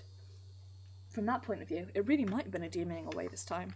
Most disappearances are first such an incident without clear reason behind it. Of course, coming to that realization didn't help to resolve anything. Looks like I messed up the seasoning today. Sorry. Normally Reina would have devoured her lunch immediately, but today there was still a ton left. It wasn't because Reina's lunch didn't taste good or anything, though. That isn't the case. Your lunch today is delicious as always. Soko dips her chopsticks into Reina's bento box and pulls bits of food out one after the other. Yes, delicious indeed. Today in particular, in fact. Chomp chomp. You know there's pumpkin croquettes, right? You okay? Yes. If it's your pumpkin, then it's delicious. Did Soko dislike pumpkin? I also dislike cooked pumpkin, so I like pumpkin seeds. I dislike any other pumpkin thing, including pumpkin pie. It has a really gross texture, and I will not be otherwise convinced. Regardless, she forced herself to smile and shoved more into her mouth.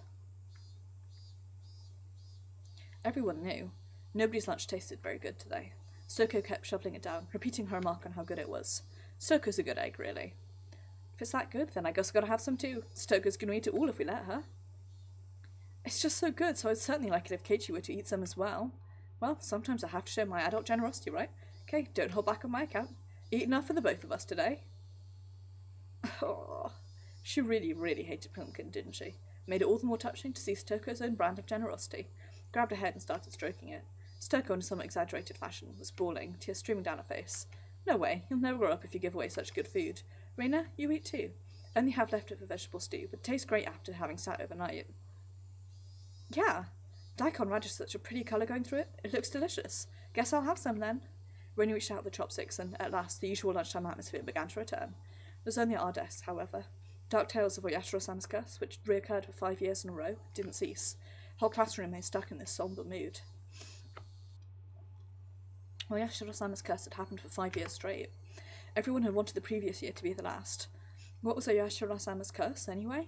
They were going to build a dam in Hinamizawa. People building it were bad, so they were cursed. I would admit that much. Still, the dam project was frozen years ago, wasn't it? So why was the curse stubbornly persisting?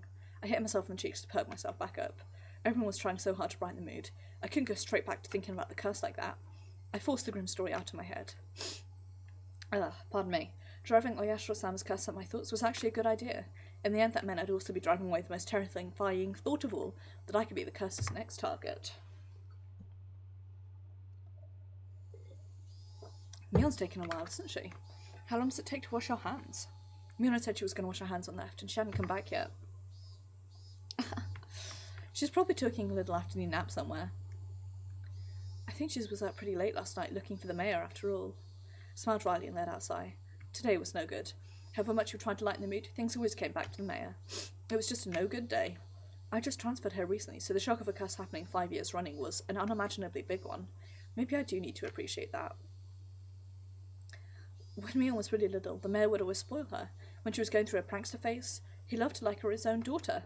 She's told me that often. I see. Mion was in shock too. Someone disappearing at all because of a curse was a scary thing. If the sacrifice of someone you knew, though, then the shock must be 100 times worse. Stoko, as if she'd come to the same conclusion, bit her lower lip and looked downwards. Oh, Rika's taken a while too. Maybe they're taking a nice afternoon nap somewhere together. Rika was not that late. As soon as she yawned, everyone gathered round her and started saying good night, good night. Now that she mentioned it, there were lots of old people bobbing their prayer beads and fervent gratitude towards Rika during the festival too. An image of the indulgent elderly came to mind. Had Rika discovered a way to get herself to be pampered like that? Is there a reason the old people treat Rika like an idol? She had their ideal image of a granddaughter or something? Ah, that music change made me jump. I don't know anything about that, but I want to see Rika yawning. It's probably you're like, oh, I want to take her home. I don't personally think it's that cute. It's more of a gwah, and she opens her mouth really wide so you can see the back of her throat. Rika's giant yawn. Reina's handy at times like these. I finally managed a heartfelt laugh. Oh, right. I'm on day 2 today, aren't I? I need to go water the flower garden. Garden's right outside the teacher's lounge too, so they can immediately tell if you don't do it right. I think Stoko is cute. Not only Rika. Giant yawn. Can't breathe. Oh, I got a glimpse. It was so cute. Stoko's is cute too. I'm gonna take you home. Reina was strangling Stoko. I don't think that counts as yawning. You know, Reina is, I can't say it out loud, but she's notorious, isn't she? Hearing Stoko make weird noise, like a chicken being strangled, was kind of hilarious, and I couldn't help but laugh. At some point, Cassim erupted into laughter too. Maybe Reina was doing it on purpose. Even if she wasn't, this nonsense was a welcoming sight. Actually. Anyway, let's get over to the flowers while I still have time. Slowly and quietly, lest I destroy the room's newfound peace, I left the classroom. A watering can was hanging up outside the kitchen. The building had originally been an all-male forestry service building, so there was apparently nothing so thoughtful as a garden here before. When they decided to have a school share the space, they built one there as a modest gesture of appreciation.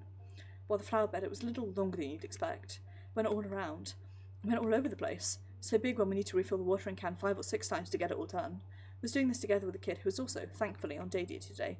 She was in the lowest grade though, and a full size smaller than even Rika. I couldn't make a kid who had struggled just to lift the full watering can help me with this. With this, if one was placed on day duty with someone one liked, they'd do it all for you, so it'd be a piece of cake. No point in blaming her. I give up. I'll just get started. Watering can in hand, just as I was about to leave the building, the old man from the forestry service addressed me. Sonny, there's a vegetable garden behind the warehouse, right? It's all just about dried up. Water that too, would you? Oh, you mean that curry vegetable garden? One with the potatoes and carrots and other things that are in the ingredients of curry? Definitely a personal garden of our curry-loving teacher, but making students responsible for its upkeep is getting them involved in our personal affairs. Couldn't say that to his face, so I gave up and decided to carry out my day duties. Teacher is great. I really do like her. I think she's a fantastic character.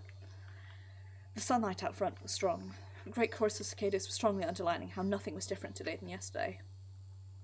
I passed by the classroom, and I don't know how it happened, but Reina and Stoko were in the middle of a huge melee. While I was gone, the kids had arranged all the desks in a circle, forming a ring, while everyone was cheering them on. That's how it should be. Once school ended, we would need to return to reality, where talk of the elders' disappearance would once again be all over the place. I wanted everyone to forget about everything and have fun, just like yesterday, if only while they were at school. In that sense, Toko's welling elbow and Reina's backwards flying spin kick made for a pleasant sight. Even if, as a result, they flipped over my desk. It's my pencil box. I'll just let it happen today. Knock on the window, give him a fright. I set to work, hastily watering everything, wanting nothing more than to be done as soon as possible. That should about do it. No sooner had I thought that, than I remembered that I had to water the teacher's curry vegetable garden too. Such a pain, but I have a feeling it'll come back to bite me if I don't. Gave up, filled the can with water again, and headed behind the warehouse. Pardon me. This was the place students didn't like to go. It was always a bit damp here, and you couldn't discard the possibility of slugs and pillbugs being around. So when I ran across her in a place like that, I was surprised. Whoa! Oh, it's Rika. Don't scare me like that.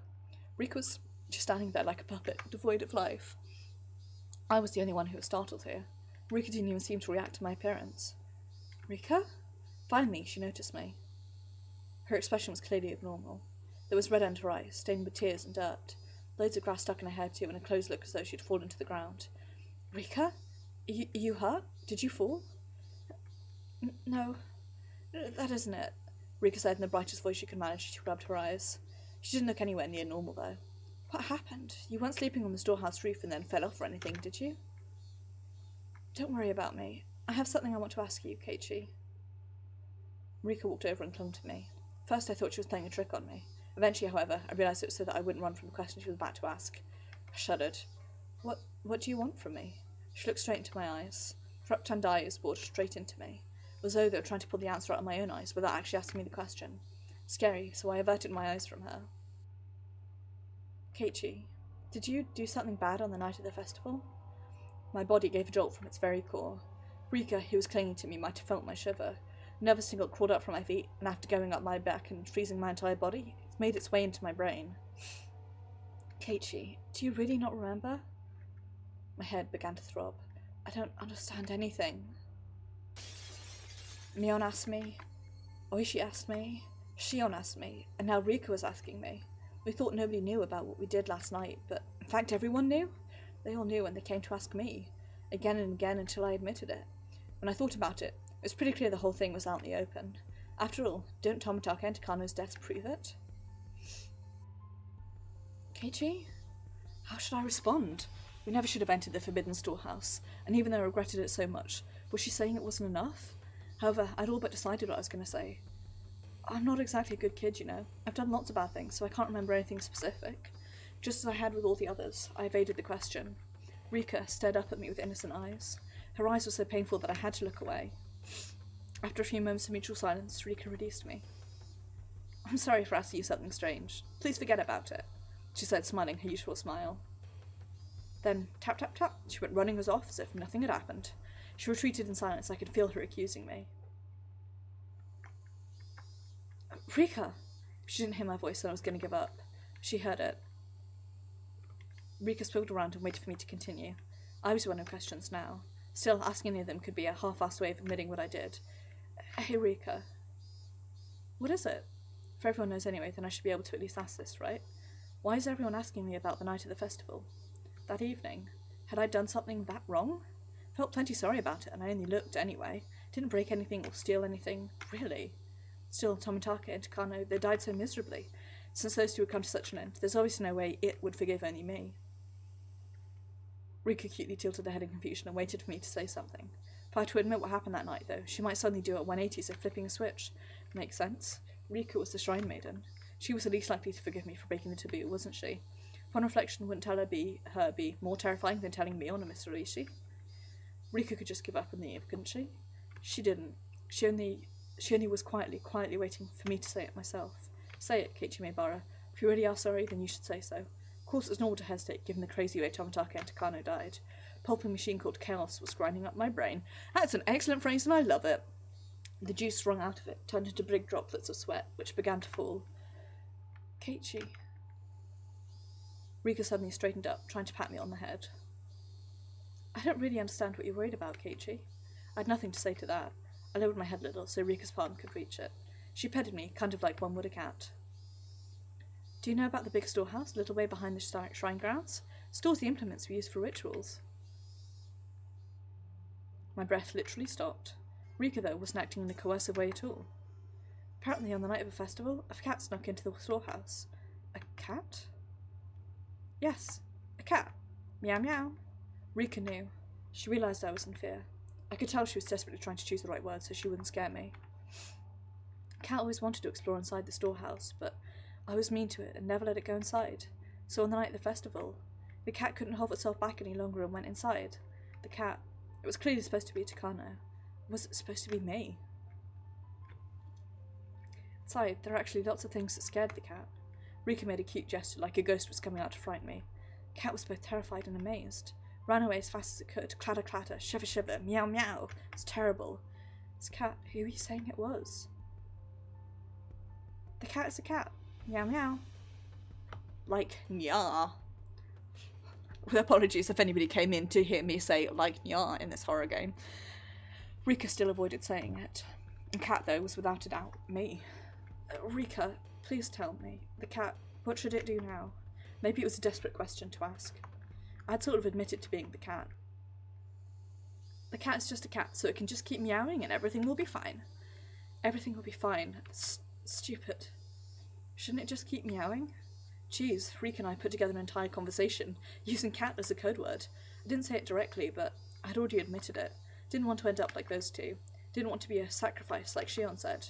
It's what I thought, so I stubbornly remained silent. But now, that's enough. It can't just keep meowing. The dog saw the cat making mischief and sneaking inside. The dog. That's right. It was the dog. Keeps coming to the cat and trying to get it to say that it snuck inside. After I said that, Rika's expression clouded over. She was trying to hide it, but I'd already noticed her eyes darkening. Rika. The silence was frightening, so I spurred her on. At that point, Rika grinned. It's all right. I'll protect the cat. Huh? Thought for a moment I'd misheard those words, so dependable they were. The cat is really scared, but it really isn't all that bad. I think all of the dogs are just misunderstanding. It's not all that bad? The cat is worrying too much. I'll do something about it, for sure. Rika will do something about it? I don't even know left from right at the moment, so Rika didn't look all that dependable.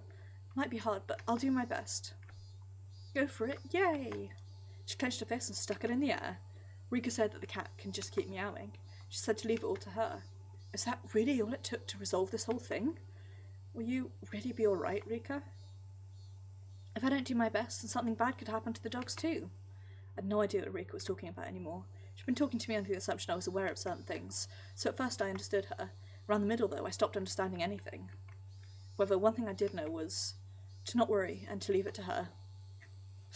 Rika straightened up once again, patted me on the head and smiled. I was so moved by that reassuring feeling that I couldn't help but start to cry.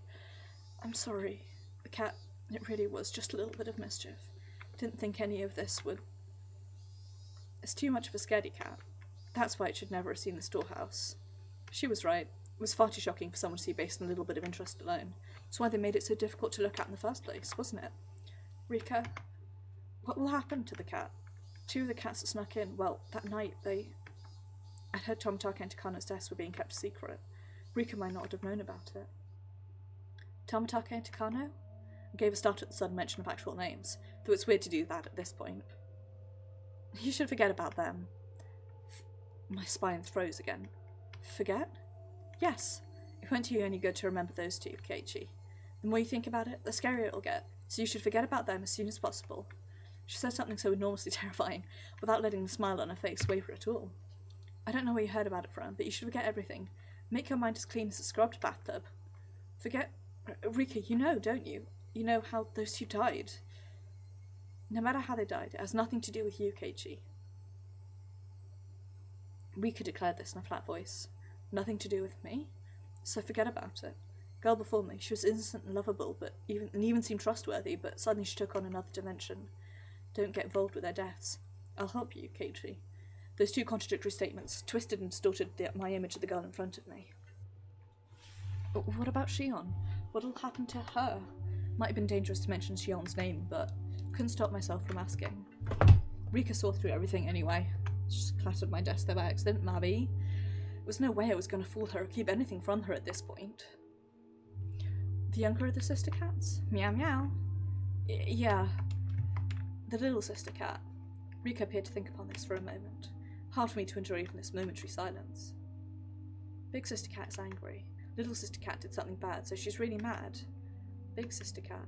Could only mean Mion. I recall being questioned by her yesterday. Keiichi.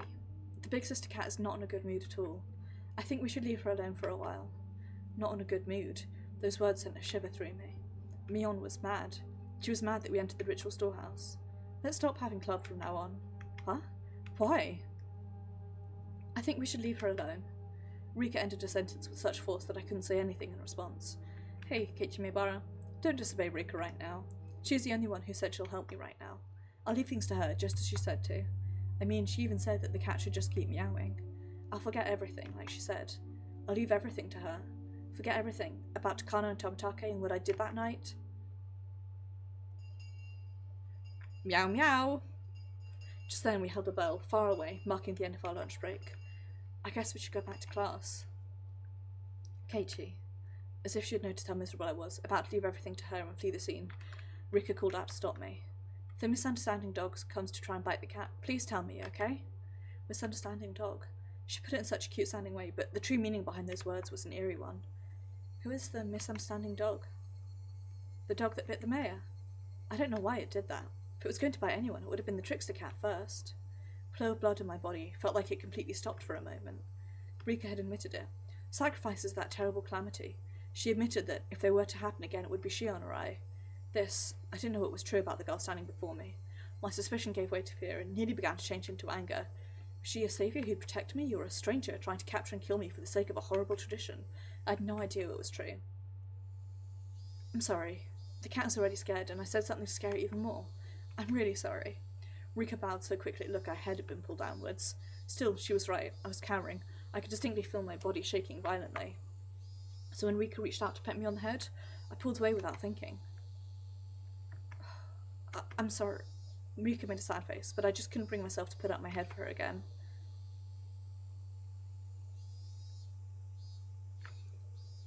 That day, Rika said she wasn't feeling up for club activities, so suggested we don't bother. It's always vetoes when someone doesn't feel up to it. Raina and the others seemed really disappointed. Big Sister Cat is not in a good mood. I remembered Rika's words and quietly stole a glance at Mion's expression. If I forget the way she questioned me yesterday, though, her behaviour was the same as it always was. Who's the misunderstanding dog? I sort of assumed it was Mion, if I'm honest.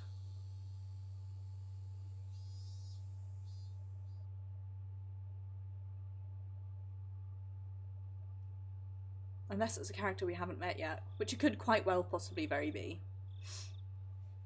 After dinner, without the energy to watch TV, I climbed into the futon in my bedroom and let my head be overtaken by gloomy thoughts. I told Rika anything and everything. She'd seemed trustworthy at the time, but had that really been the right choice? The more I look back on it, the less I understood what Rika was saying. Not only did she know about Takano and Tomatake's deaths, but she spoke of them as if she were a concerned party. After all this time in my futon, I began to tremble fiercely. Had I been lured in by Rika's sweet smile and told her things I shouldn't have? Should have continued to feign ignorance. Shouldn't have shown her such a weak side of me. My emotions are a mix of regret and fear, and it coloured the darkness of the night with an additional layer of terror. Suddenly, a knock. I might have yelled. That's how surprised I was. Keiichi, I've been calling your name for a while. You have a phone call. It's from Sonozaki. It was Dad. Reached out for the cordless phone through the gap in my door. Sonozaki, which one? Older sister or the younger? I don't know. Ask her yourself. Upstairs there's thump thump. I took the receiver and buried myself in my futon again. Hello? Mion? Or is it Shion? It's me, Shion. Good evening. I practically jumped out of bed.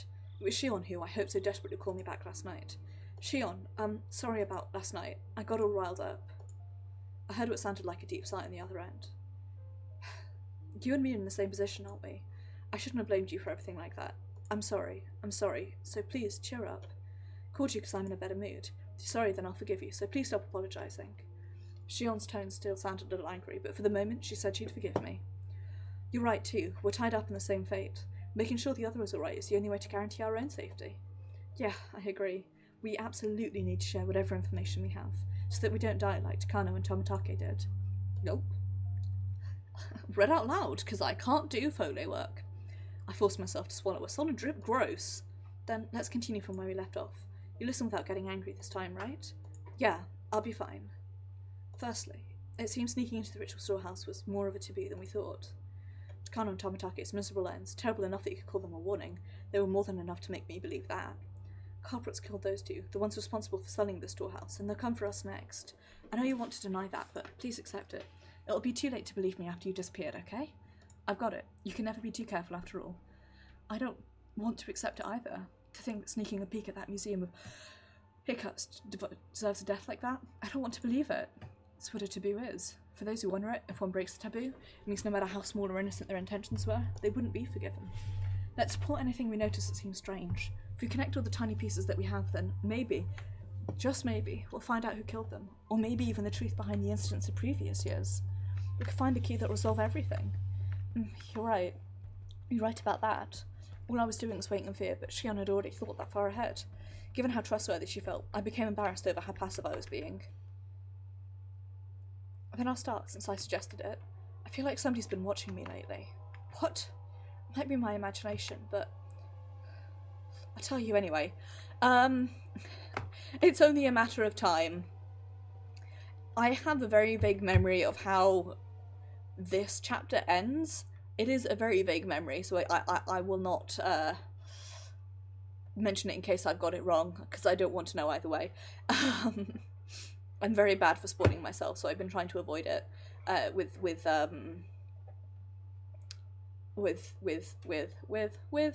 these games. But no, it's give him a couple of chapters, or acts I should say, and he'll be fucking dead as a doorknob. I think it's just me, but if you feel like you're being watched too, Keiichi, then maybe it's not just my imagination. Well, don't worry. At the very least, everything's been fine for me, I think. As I spoke with Shion, I thought back on today. I had no grounds to say that everything was fine. I see. Then I suppose it was my imagination, but you be careful too, Keiichi. Be especially careful when you're by yourself in public. I'm in Okonomiya, so I won't be alone very often, but you live in Hinamizawa. There'll be a lot of times you'll be alone. Please, be extra careful. You're right. Yeah, I'll be careful. Also, about my sister. Has she been acting strange lately? Your sister? Oh, Mion. Right. What do you mean by acting strangely? Yesterday, she came up to me and asked where I was on the night of the Watanagashi. What? She asked me too. The day before yesterday, I think Mion asked me. I see. I told her I wasn't there. What did you say? I did the same thing. I just dodged the question. Both of us gave a quiet sigh of relief. Ever since the night of the festival, my sister's been acting strangely.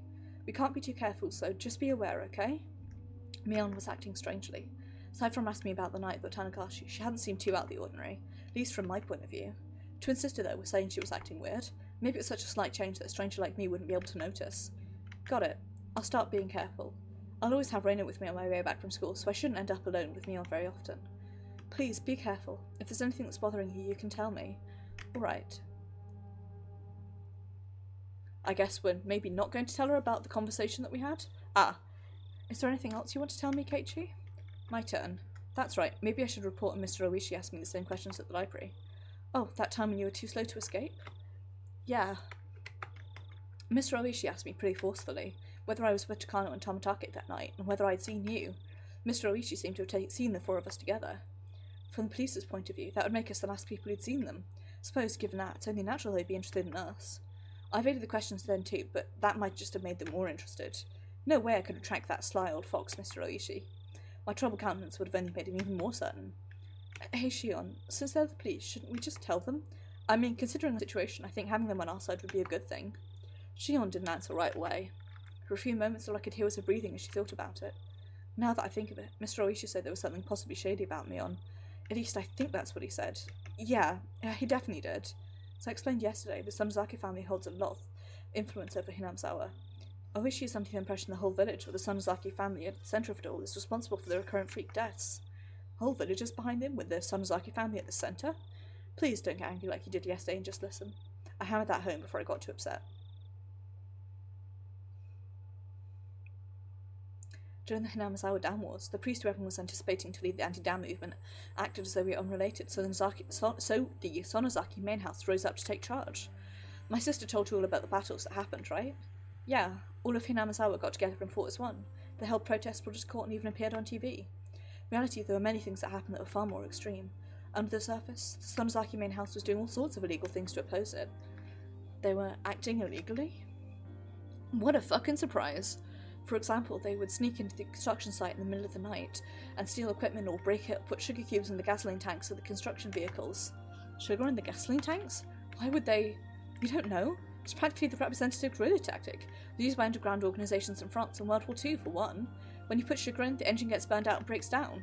It's pretty bad though, isn't it? It's destruction of property and nothing less. And when they beefed up the guard of the construction facility, the family turned to attacking important construction personnel who worked there. Government officials had given permission for the construction, for example, received all kinds of threats. Yeah, like everything we've seen so far definitely gives that impression. But I mean, this is Keiichi we're talking about, so... Not just people from the prefectural office either.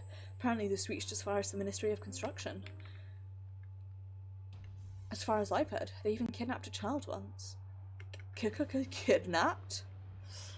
Yes. Child of an important person in the Ministry of Construction who was in charge of Hinamizawa Dam got spirited away. Yeah, I mean, I understand why narratively they make him so dense, but at the same time it's a bit annoying when you're like, yes, you are going over information that I know very well. I have just played that chapter. And I mean, this is me talking with my weeks in between playing. I can imagine if you're playing it all in one go, it would get more frustrating. But it makes narrative sense, just not. It's still kind of frustrating. Then one day, all of a sudden, he was rescued in the Takatsudo Mountains, which were upstream from Hinamizawa. Apparently there were never any criminal accusations, but people whispered that it had been a threat to stop the dam construction from happening. Besides that, there are stories about so many different threats I couldn't possibly list them all. Wow, that's sort of bad, isn't it? Sort of bad. Right in the middle of the whole thing. First incident happened. That's the title for this chapter on YouTube. Part 3. That's sort of bad, isn't it? That's when the dismemberment of the construction manager occurred. People whispered that the Sonozaki family had brought out the principal offender, but of course he fled and they still haven't found him. Brought out. Oh, I bet they spirited him away to avoid him bringing back to them. When she put it that way, the Sonozaki family definitely seemed suspicious. Mr. Oishi seems to even think the criminal was a race, so he wouldn't talk, which is pretty reasonable of him. It's even enough to make me think that the Sonozaki main house is doing some really shady things behind the scenes, even though I'm related to them. Telling me to believe that the Sonozaki main house, where Mion lives, has done all these bad things? You're telling me to believe it? Pardon me. I get to this point in the stream and my voice starts to be like, you've been reading out for too long. Your throat hurts. Even if you don't, Keiichi, the villagers do. While they oppose the dam in upright and lawful ways, the Sonozaki house did the dirty work for them. Everyone believes that they fought at the front so they'd take the brunt of the criticism, so they're respected as sort of heroes of darkness. I think I only really know one part of it. For example, the really bad stuff, like the kidnapping. I think only a handful of people even know about it, including Grandma. Sonozaki family is secretive after all. Secretive, huh? A family so unforthcoming that even Shion, who's related to them, doesn't know everything about them. Sonozaki family. Unlike Shion, her older twin Mion was deeply involved with everything, and that was not a fun thought to entertain. My sister, though young, was the one who acted as the centre of the legal resistance movement. Mion was... Oh, what do you mean? Well, our dad is a big-shot yakuza. Even when she was little, my sister managed to subjugate a bunch of young street rats. She would have been like 12? Fucking hell. Then she played all sorts of trick on them and just generally got in their way. Mion did that? Now she's pretty laid back, so it might be hard to imagine. They put her in charge of everything, from property damage to threats and even acts of violence. Though since she was a kid, they could get her released pretty easily. She learned that her age could be used as a weapon. May have been indiscreet, but I couldn't help but chuckle dryly. She may have been young, but she was certainly still Mion. Sorry, I keep accidentally hitting the button that brings up the log. Even back then, she'd already been known for her craftiness. It's nothing to laugh about. Please, take this seriously. Sorry, I didn't mean to. Shion had gotten pretty angry at me. Well, her delinquency soon got her into a position of authority in the Sonozaki main house. It's not unthinkable that Oishi suspects them for the dismemberment incident, and the later ones too. For a few moments I was dumbstruck at the tales of Mion's past. None of them matched the image I had of her. I mean, it certainly matches the image I have of her, just from the sections that I played. A younger Mion, dirtying her hands with all sorts of crimes, giving the dam construction project hell. As a successor to the Sonozaki main family, she was always right at the centre of the vortex that strange incidents occurring year after year. Huh. I did not know that. I definitely hadn't noticed that. We sure this game's not set in America? Unfunny, unamused laugh. That's definitely not normal for Japan as well, from what I understand.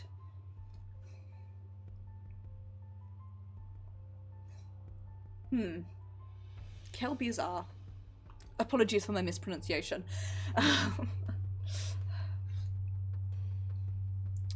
Huh. I guess it is like almost like an intimidation tactic. That feels really odd. That is definitely, yeah. That's very odd. Well, the more you know, I suppose. Huh, well, I did not know. I shall have to check those. As a successor to the Sonozaki main family, she was always right at the centre of the vortex of strange incidents occurring year after year. Was that really the Mion I know? Maybe the one I know isn't the real Mion? Couldn't figure it out. Couldn't bring myself to accept these images of Mion I was hearing from another person. Well, back to the main subject. Just want you to know that my sister is someone worth being cautious around. Please, be careful. I didn't want to understand. Mion was a fantastic friend. She would never do something to back me into a corner like that. She did ask me pretty harshly about the night at the festival, but even that, it wasn't like she said it in a mean way or anything. Alright, I'll make sure to be careful. Sisters related by blood, but within the Sonozaki family, we're basically of a different class. I want you to recognise how distant my position is from hers. Please. More Shion tells me about Mion, the less I understand who Mion is. Mion I know wasn't a dangerous person. She joked around, smiled a lot, and was full of passion. Not that I realised I held such a view towards her. Shion was challenging me to change it. To be careful around the best friend ever. To doubt her. I do was sad and painful. Now about Oishi. If you think it's a good idea, then I think we should give him the information he needs. I think getting the police on our side will work in our favour. You thought so too, Shion? It's just, at the moment, like I explained, the police have their eyes on the Sonozaki family already. Oishi in particular completely believes that they're masterminds behind the serial incidents. That includes me, of course, so I don't really want much to do with Oishi. I see.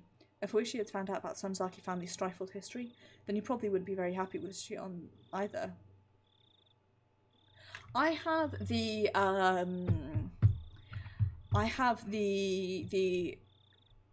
I believe it's the console sprites on. I believe so. Not the original ones and not the PC remake ones, but the third option.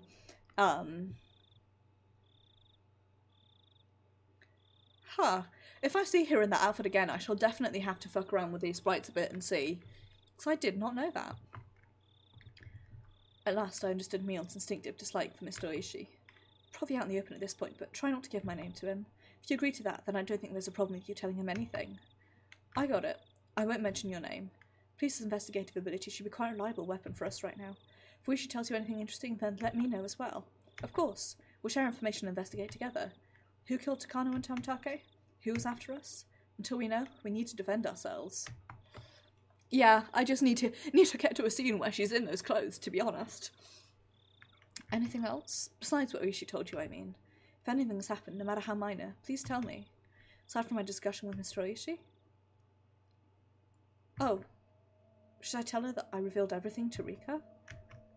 Rika was acting like she knew something I didn't. Told me to leave it to her, but... What? That's right. When I was talking to her, I mentioned Shion's name too. Was that a mistake? Felt like Shion would get angry. Hakun, what happened is we had a conversation with her where she basically intimated that she knew everything that had happened, and we basically intimated back to her that we were responsible and apologised, and she said that she would look after us and try and help us and basically throw the perpetrators off our tail, as it were. And also there were cat metaphors, and I said like Niar, now thrice. I felt like Shion would get angry. Nothing else? Keiichi? I'd remain quiet for a little while, so Shion encouraged me to speak, unable to bear the silence. As I struggled with what to say, Shion addressed me instead. Doesn't sound like it, so can I ask you something? Just heard this myself. Is it true that Old Man Kimiyoshi went missing? The Old Man Kimiyoshi? My gut told me that was the name of the mayor. You mean the mayor? Wait, Shion, you haven't heard? I don't know anything. Just overheard my dad talking about it on the phone again. Realised I shouldn't have said that. Here in Hinamizawa, the things that happened around this time when Oyashiro-sama's curse would occur would be all covered up. Yeah, actually, last night after a meeting, he didn't come home, so all of Hinamizawa was confused. They searched all through the village, but if they found him, then I haven't heard. Police should be searching for him as well. Why didn't you tell me about something that important right away? She shouted angrily at me, bringing all her emotion to bear. Sorry, I thought you already knew. I didn't want to hide it or anything. The receiver was silent. Did Shion get mad again and hang up? Hey Shion, hello? Keiichi, what should I do? Shion's tiny, confused voice sounded like it belonged to a different person than the one yelling a few seconds ago. What's wrong? Tell me. We're not keeping secrets from each other, right? Shion hesitated for a long while, but then she confessed. I'm sorry. I didn't mean to hide it. It was just that, the conversation got turned around and we're on the same side, right? I won't get mad, so tell me honestly. Shion still hesitated for a few moments. Then in a resigned voice, she continued. Old Man Kimiyoshi, I told him everything. Shion seemed to think I would yell at her right after she said that, so I heard her catching her breath. Contrary to what she thought, I was a little relieved. Shion had done the same thing I had when I confessed everything to Rika. So in as gentle a voice as I could, so not to set her off, I responded. Old Man Kimiyoshi, is someone you feel comfortable confiding to, Shion? Yes, he would when I was little. He was really nice to me. Shion felt the same pain as the rest of us from the mayor's disappearance. She had a different kind of strength from Mion, and as she continued, her voice sounded truly sad and pained. All I did was play tricks on him, but he would always just smile. He listened to everything I had to say. He was such a kind person. Calm down, Shion. It's not like he's dead, right? Don't lose heart so easily. Shion didn't answer. Even as I said it myself, I didn't think we'd ever find the missing mayor again. Probably wouldn't even figure out if he was alive or dead. Shion must have been thinking the same thing. That night, I told the mayor that we snuck into the ritual storehouse, that someone saw us and was out to get us. Does the mayor know how absurdly Takano and Tamatake died? Yes, he knew about it. I told him that they died by Higurashi-sama's curse, and that I could be made a sacrifice to calm his anger. I just said it straight out. Right, what then? Old Man Kimiyoshi didn't get angry. Fucking right! Like, Motherfucker, he may not be dead, but he's certainly fucking vanished. He smiled, then told me that if I was properly sorry about it, there was no way I'd be demoned away. He was really smiling, and he told me to leave it to him. Until Shion stopped sobbing, I was unable to find any words for her. I couldn't imagine what kind of person the mayor was, nor what Shion's relationship with him was like. Words of comfort, however, mean so much to us when we're about to be crushed by anxiety. Today, Rika taught me that too. Someone who gave me such a sense of security would disappear. Then I could guess what kind of shock Shion was in. It's my fault, because I revealed everything. Stop it, Shion. It's not your fault. No, it is my fault. I told him everything. Old man Kimiyoshi found out about everything, so he has to have been killed. It was right after I told him, after all. He disappeared the same night that I confessed, and he told me everything was going to be alright. He found out, so he became involved. I should never have told him. All of this should have been our fault, only the four of us. Wasn't it something I should have told to someone else? He got killed because I told him. He got killed because he knew. He got killed because I revealed it. Hey, stop. If they were doing that, then they would obviously have killed you before killing the mayor. Order is all wrong. You or I should have been killed first. Why the hell would someone else get killed first? No, it's in order. It must be planning to kill us last of all. What? They're not killing the first people who come to mind. They start by killing those we're close to, and then after we've caused us so much pain, they'll kill us. That must be what they're doing. I said, calm down. Shion, you're in shock. You're panicking. The mayor's disappearance has nothing to do with you. It's unconnected. It's not related to Takano and Tomitake dying at all, either. My words came out as a scream, as if I was shouting them at myself. No, it is connected. It just has to be. I told him so he was killed. He got killed because he knew. I confessed it to him so he got killed. She repeated the same thing as before, as though she were in a delirium. Despite my trying to console the crazed Shion, for some reason the shadow at my feet began to freeze. From that shadow, a cold arm reached out, so cold it seemed like it would freeze even my heart just by touching me, and grabbed my ankle. The heat generated by my body, the arm was absorbing it. It was a horrible chill. Freezing cold, numbingly frigid. It was an inviolable chill of fear. Though I sympathised with Shion, I'd been naive in thinking it was something only she had to worry about. In my head, Shion's eerie words repeated again and again. He was killed because I told him. He was killed because he found out. Confessed everything. So he was killed. Those words echoed through my head like a monotone mantra, and finally, those even repetitions took on meaning. Quiet shaking that already overtaken me turned to a violent shiver that shot up my spine. Rika! It's Rika! What? What did you say just now? He found a bunch of torture instruments in a sacred warehouse that he wasn't supposed to go into, and he was with 3 other people, Tomitake and Takano, who have both been killed, and then Shion, who is now panicking. And Shion, as we just found out, basically revealed everything to the mayor, which is why he's disappeared, and previously we revealed everything to Rika. Well, truth is, I told her about it. I told Rika today. Rika? You mean Rika? The one from the Furude Shrine? Yes, Rika. I felt so scared and uneasy that I did it. I told Rika. When you did, what did she say? The cat is worrying too much. I'll do something about it for sure. That's what Rika said, and then she smiled. She smiled just like the missing mayor had when he encouraged Shion. Oh, it's hiccups time, I'm very sorry. I'm sorry, Shion. I'm a bit worried about Rika. Ah, right. If you're that concerned, then don't worry about me. Please go find out whether she's safe. Yeah, I'll do that. I'll call you again tomorrow at the same time. When I do, you'll know I'm still alright. I got it. I'll be waiting. Okay, bye. Sorry, I'm hanging up. We should probably get her number so that we can ring her too. Put down the receiver without waiting for Shion to say goodbye. The danger to Shion and myself was secondary at this point. My sixth sense was blaring alarms in my head. I don't like this feeling. It's really bad. It's definitely bad. Damn it, please be safe. Rika.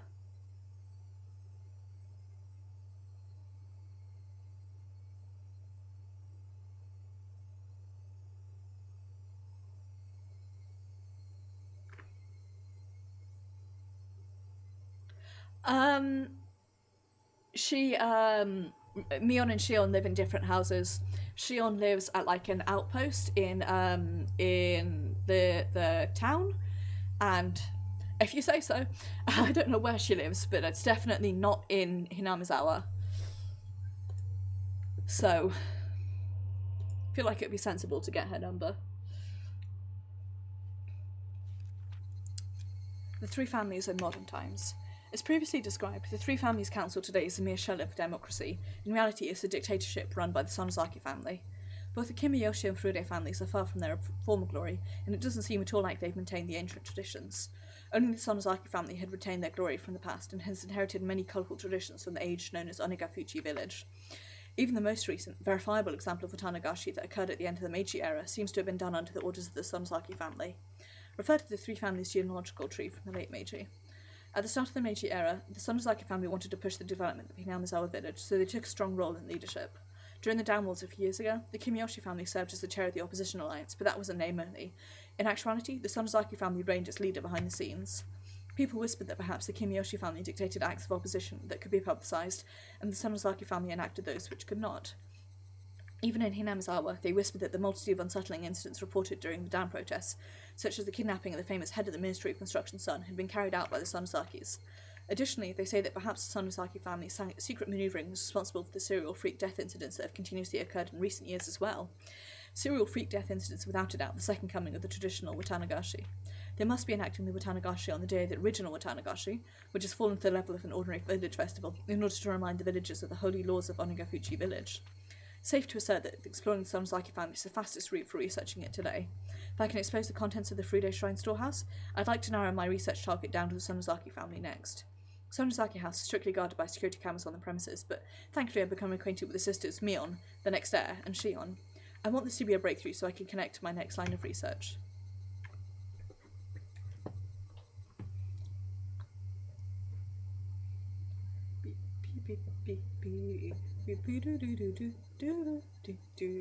Don't know why I have that song stuck in my head all of a sudden.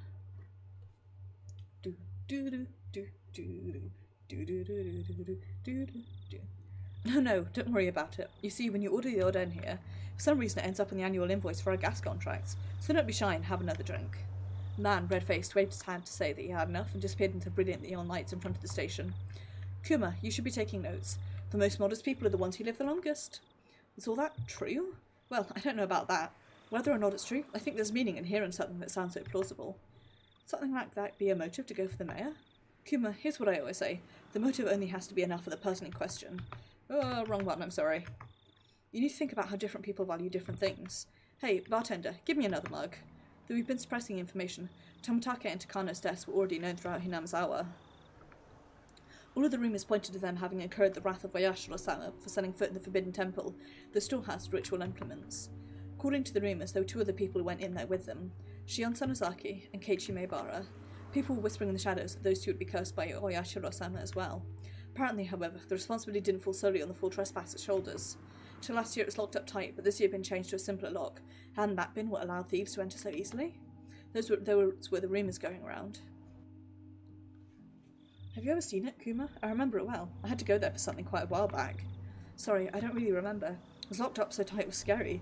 There were these real heavy bars holding it shut. It was sealed up as good as a bank vault.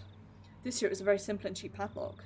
Lone girl protecting the shrine, Rika Furude, disliked the heavy locks, consulted with the mayor, who'd replaced it with a simpler padlock. Ha! So then the mayor and Rika share the crime? So then after the mayor, wouldn't Rika be in danger next? It's a decent possibility. Kuma, I want you to contact all the cars we have in Hinamizawa. Tell them to stay near the Furude shrine. Got it. Oof. I cannot emphasize this enough. Oof. That's concerning. It all wraps up neatly, though. And I suppose, yeah, they're trying to... You know, they punish the people who... The person who masterminded the plan, the person who enabled it, the two people who enabled it unintentionally, and then all of that leads to real torture for Shion and Keiichi, who were basically just along for the ride.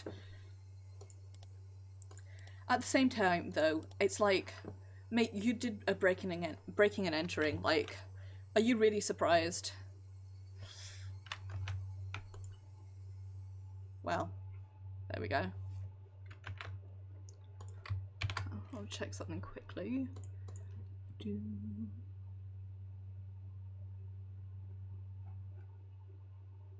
Huh. No achievement, I guess. Yeah. Oh, it solidly is. But there's no such thing as the punishment fits the crime in this town. Please remember that last year, the person who died was the sister-in-law of a couple that supported the project. So she was killed pretty much simply for being related to the people. So, pardon me. There's definitely punishment never fits the crime here. After hanging up on Shion, I searched for Rika's phone number on my school's contact list. There it is. My fingers trembled with urgency and I failed multiple times to put in the simple 5-digit number. Fucking, yeah. Hard fucking cool. Keiichi, are you calling someone at this hour? It's late and it's being rude to the other person. That doesn't matter right now, I shouted angrily at my mother, listening to the dial tone. Pick up, come on, pick up.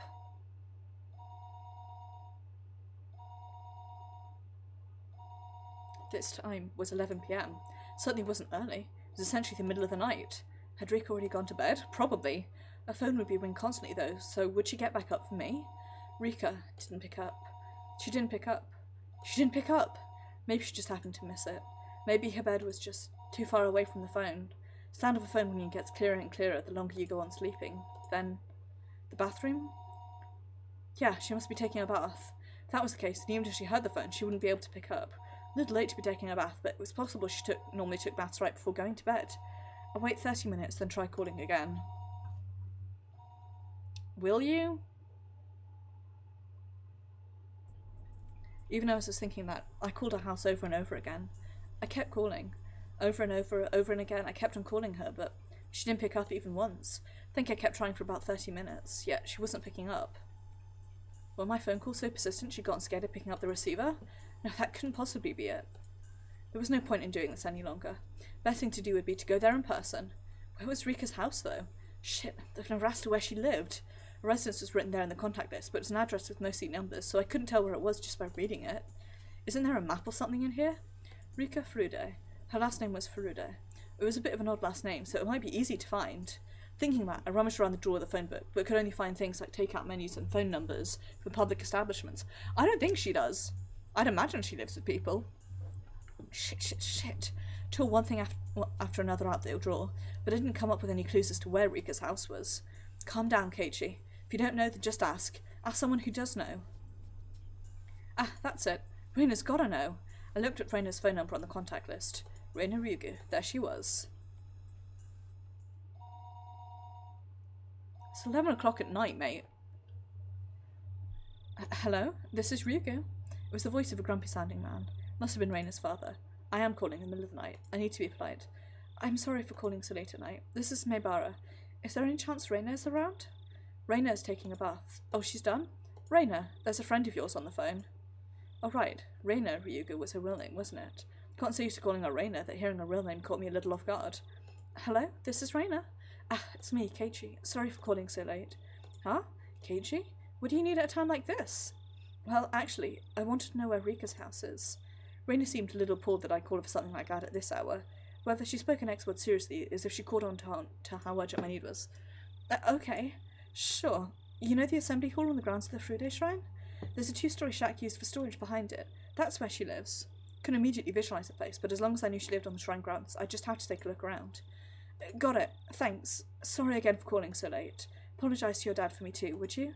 Okay, but Keiichi, why do you want to know where Rika lives? Reina asked in an unusually sharp way, halting me before I could hang up the phone. I hesitated for a moment about whether to tell her. He was killed because I told him. Keiichi, if you're still listening, could you answer me? Why are you asking where Reina lives at a time like this? Reina affected her usual tone, but beneath her words lay a certain tension, like she'd intuitively sensed something was going on. What will you do, Keiichi? It's Reina, can't I tell her? He was killed because he found out. I revealed everything, so he was killed. Keiichi? Reina's being serious. Please answer me. Reina asked once again in tone so forceful I couldn't imagine her ever using it normally. I was taken aback by her vigour. Reina was Rika's friend too. She had the right to be concerned about Rika disappearing. If I told Reina, then, even if only for a moment, I could drive away my horrifying fears. Reina, well, I can't exactly tell you why, but yes? Reina's tone was seriousness itself. I can't do a serious tone while also dragging my voice up to differentiate voices, so I do apologise. Just from that tone I could feel her saying, no matter what you say, Keiichi, I'll believe you. Subtle sense of security gave me the courage to reveal the truth. I have a feeling that Rika is in danger. You mean like a premonition? Or do you have some reason to believe she's in danger? Really didn't have time to go back and forth with Reina about this. Still, I think listening to a calm voice soothed my pointless impatience. I don't have much reason, but yet still I hesitated. I had told Rika that we'd snuck into the ritual storehouse. Maya, to whom she had confessed before that, had already disappeared, so it was possible that Rika also. I didn't know how to explain it to Reina. While I was tongue-tied, Reina spoke up. Sorry for asking something so weird. I thought about it, and it isn't like you to need to be sure. Reina laughed a little, seeming a bit absent-minded. I wasn't exactly in the mood to laugh, so this time I was dumbfounded. Reina continued in a cheerful yet still purposeful voice. We read about a friend. I don't think you need a reason to go and check on them. Even if Rika was asleep and you ended up waking her up, that's why you did it, then none of us would get mad. Reina, thank you. Okay then, Keiichi, just one thing. You called Rika's house, right? Then you couldn't get through, so that's why you asked me where our house is? Yeah, that's right. I must have called her for over 10 minutes. She could just be sleeping and not have noticed. Rika's house is really small. She would definitely hear the phone ringing, even if she was asleep. Stoko is there too, so there's no way neither of them would notice. Huh? Stoko, you mean she's living with Rika? Rika? Yeah, you didn't know? Well, we can talk about that later. Anyway, if you called that much and no one answered, then something's definitely wrong. Reina understood that the situation wasn't normal, far faster than I could have ever imagined her to. Made her seem dependable. However, the fact that Reina had acknowledged this also meant that the best case possibility of it all just being a result of my own needless fears went out the window. I'll go to Rika's house right now. Will you come with me? I can show you the way. Sounds good. Let's meet up at the same place as usual. I'll be waiting for you. No, wait, I'll come get you at your house. You just wait there and tell your family you're coming with me to Rika's house, okay? Will that be okay? We might lose time if you come here. Did you call Mion too? She's really dependable at times like these. If you haven't, then I'll give her a call. My thoughts froze for a moment. Shiona just told me to be careful around Mion during our phone conversation a little while ago. If the Sonozaki main house was somehow lurking behind the surface of all the annual freak deaths, then the current heir to the family, Mion, wouldn't be uninvolved. So wouldn't that mean she wasn't uninvolved in what happened this year to Takano and Tomitake, and also the mayor's disappearance? Yeah, I mean... yeah. Fucking hardcore also, yeah. What I was thought and then forgot to actually say out loud was, if there is anything I have learned from the amount of true crime content that I consume, it's that if you have a feeling something could be wrong, it is always better to check. If you ask me, it's better to like wake someone up or annoy them or like weird them out and know that they're okay than be like, oh well, I don't want to bug them, so I'll just leave them be, and then they turn up dead or disappeared or something. Be careful, folks. I say, sitting in my flat alone in the dark. Okay, bye. I'll be right over. Wait for me. So Reina said before hurriedly hanging up. Now wasn't the time to be doubting me on. I needed to make sure Rika was safe. I got changed and grabbed the key to my bike. Figured things would go more smoothly if we met up in the place we usually do before school. Reina wouldn't need to come all the way to my house.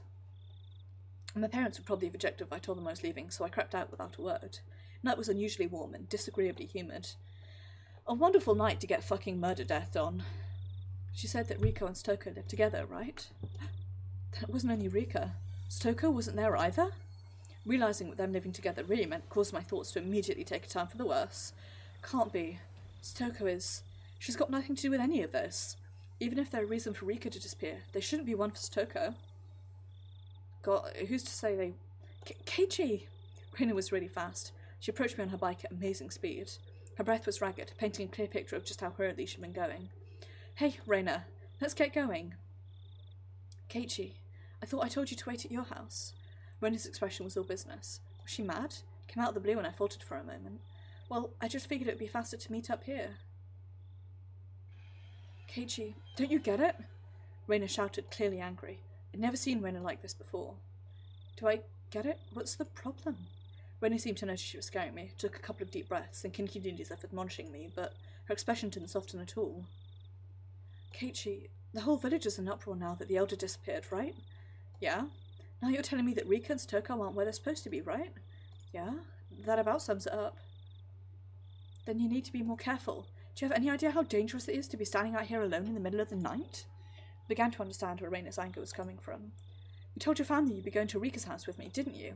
So in the worst case scenario, if you and I were to disappear, people would know when and where we did. Reina was perfectly level-headed in this emergency situation. Ever since the night of Watanagashi, every night someone had died or disappeared.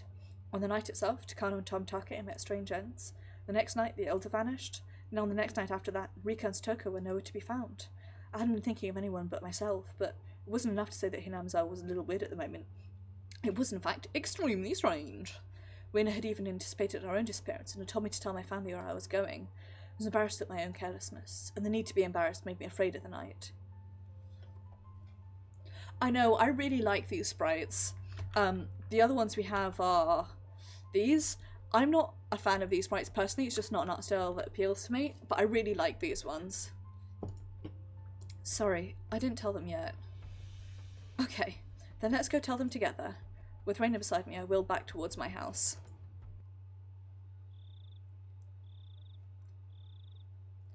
The moon seemed strangely high in the sky, a sky that was uselessly vast and cold, so that no matter what, it would never seem to me like a dream. This cruel fact had already confronted me. On such a crazy night, Reina had been unimaginably dependable.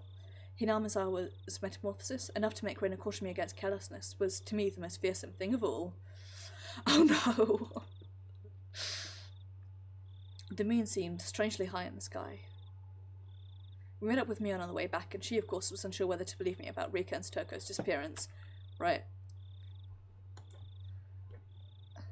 Come on. Huh. Somehow I'd never seen that before. Fucking...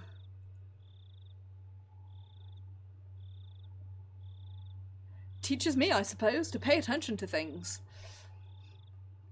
Nobody has ever mentioned it, so I guess it just is normal. Keiichi, are you serious? Oh, I clicked all the wrong buttons. I'm going to get really mad if this is a joke. I guess so. I wonder if at some point during the translations or the console ports they realised that, like, it didn't make sense to have her just be carrying a gun. But for some reason they did in the anime. I don't remember it in the manga, but that could just be me. I'm gonna get really mad if this is a joke. Min was clearly displeased. If this were a joke, it wasn't very funny. I understood how indiscreet my words were. Ever since the day before yesterday, somebody had either died or vanished every night. Rika and Toko disappearing after all that was just something you couldn't say. It was something you just couldn't say, even in jest. Mion, if it really is a joke, don't get mad, smile. It would be a joke after all. We need to go make sure whether it's a joke or not. You're right. Sorry for getting upset. However indiscreet a joke it may have been, if we learned that our friends were safe, it would end up as nothing more than a funny story. Having been warned about that by Reina, Mion gave a dry smile, the tension she felt loosening a bit. She mounted a bicycle as well. Our 3 bicycles' lights flashed down the pitch-black roads. They were some of the only illumination outside. Keiichi, why do you suddenly decide to ask and call and ask about Rika's house at a time like this? Mion asked me the same thing I had trouble explaining to Reina. Would it be weird to call it a premonition? I couldn't quite tell because it was dark, but I thought I could see Mion smiling ambiguously. Definitely understood she wasn't convinced, though, despite the darkness. Well, I had this bad dream when I was sneezing, and I couldn't get it out of my head. So did Rika get kidnapped in the dream? Well, it was more of a vague feeling sort of thing. If Rika had answered the phone, I would have called you and Reina after that. Lies smoothly bowled out my mouth, makeshift though they were. I was lying because I thought telling them I was connected to Shion would be like silently admitting we'd stolen into the ritual storehouse together that night. Mion didn't press me any further. I don't know whether that convinced her. Maybe she figured that making sure Rion and Toko were safe wouldn't be faster than making an issue out of it. I felt relieved and immediately a little guilty. Mion hadn't really been acting any differently these last few days, but I'm still trying to distance myself from her for some reason. It was only because of what I heard from Shion and Mr. Oishi, that she was the successor to some kind of super extravagant gang family. No. Was I just trying to force myself to forget? Don't do that, Keiichi Maebara. Wasn't it Mion who was the first to ask about the night of the Watanagashi? Such a harsh tone at that. Have I already forgotten the terror I felt? At the time, Mion looked like someone different from the Mion I knew. When I think about that Mion, then Shion and Mr. Oishi's descriptions of Mion made a tiny bit more sense. That's it, isn't it? If it wasn't for how she acted that day, then I wouldn't be feeling this way towards her now. What on earth was going on with her back then? I was conveniently thinking only of everything she'd done after that. Well, disregarding the very first thing, the thing I should have been looking at the most, wasn't I? Mion was pedalling her bicycle in front of me, her long hair fluttering in the wind. No matter how long I looked at her back, it never gave me answers to any of my questions. We went all the way to the stone steps leading up to the shrine grounds. Of course, we weren't going to haul our bikes up there, so we parked them beside the staircase instead. So this is the Furule shrine. Everybody comes and goes as they please as if it were a park, but this place is actually a grand estate owned by the Fude family, so the entire shrine is private property. Really makes you feel the passage of time. I think I'm going to play through to the end of this scene, and I'll stop stream after this. 10 or 20 years ago it would have looked exactly the same. Then wouldn't that mean that the Fude family is really old, with a history going back for generations? Yeah, they're gone. That's odd. Reina said something clearly disquieting, so I ran over to her. What's wrong, Reina? Rika and Stoko always leave their bicycles here. See? They're gone. Took a look around. Indeed, there were no other bicycles aside from the ones we'd taken to get here. Couldn't they have parked them somewhere else? Could they have brought them up the stairs? Girls couldn't do that, Keiichi. Just as you said, I couldn't imagine Rika and Stoko lugging their bikes all the way up there.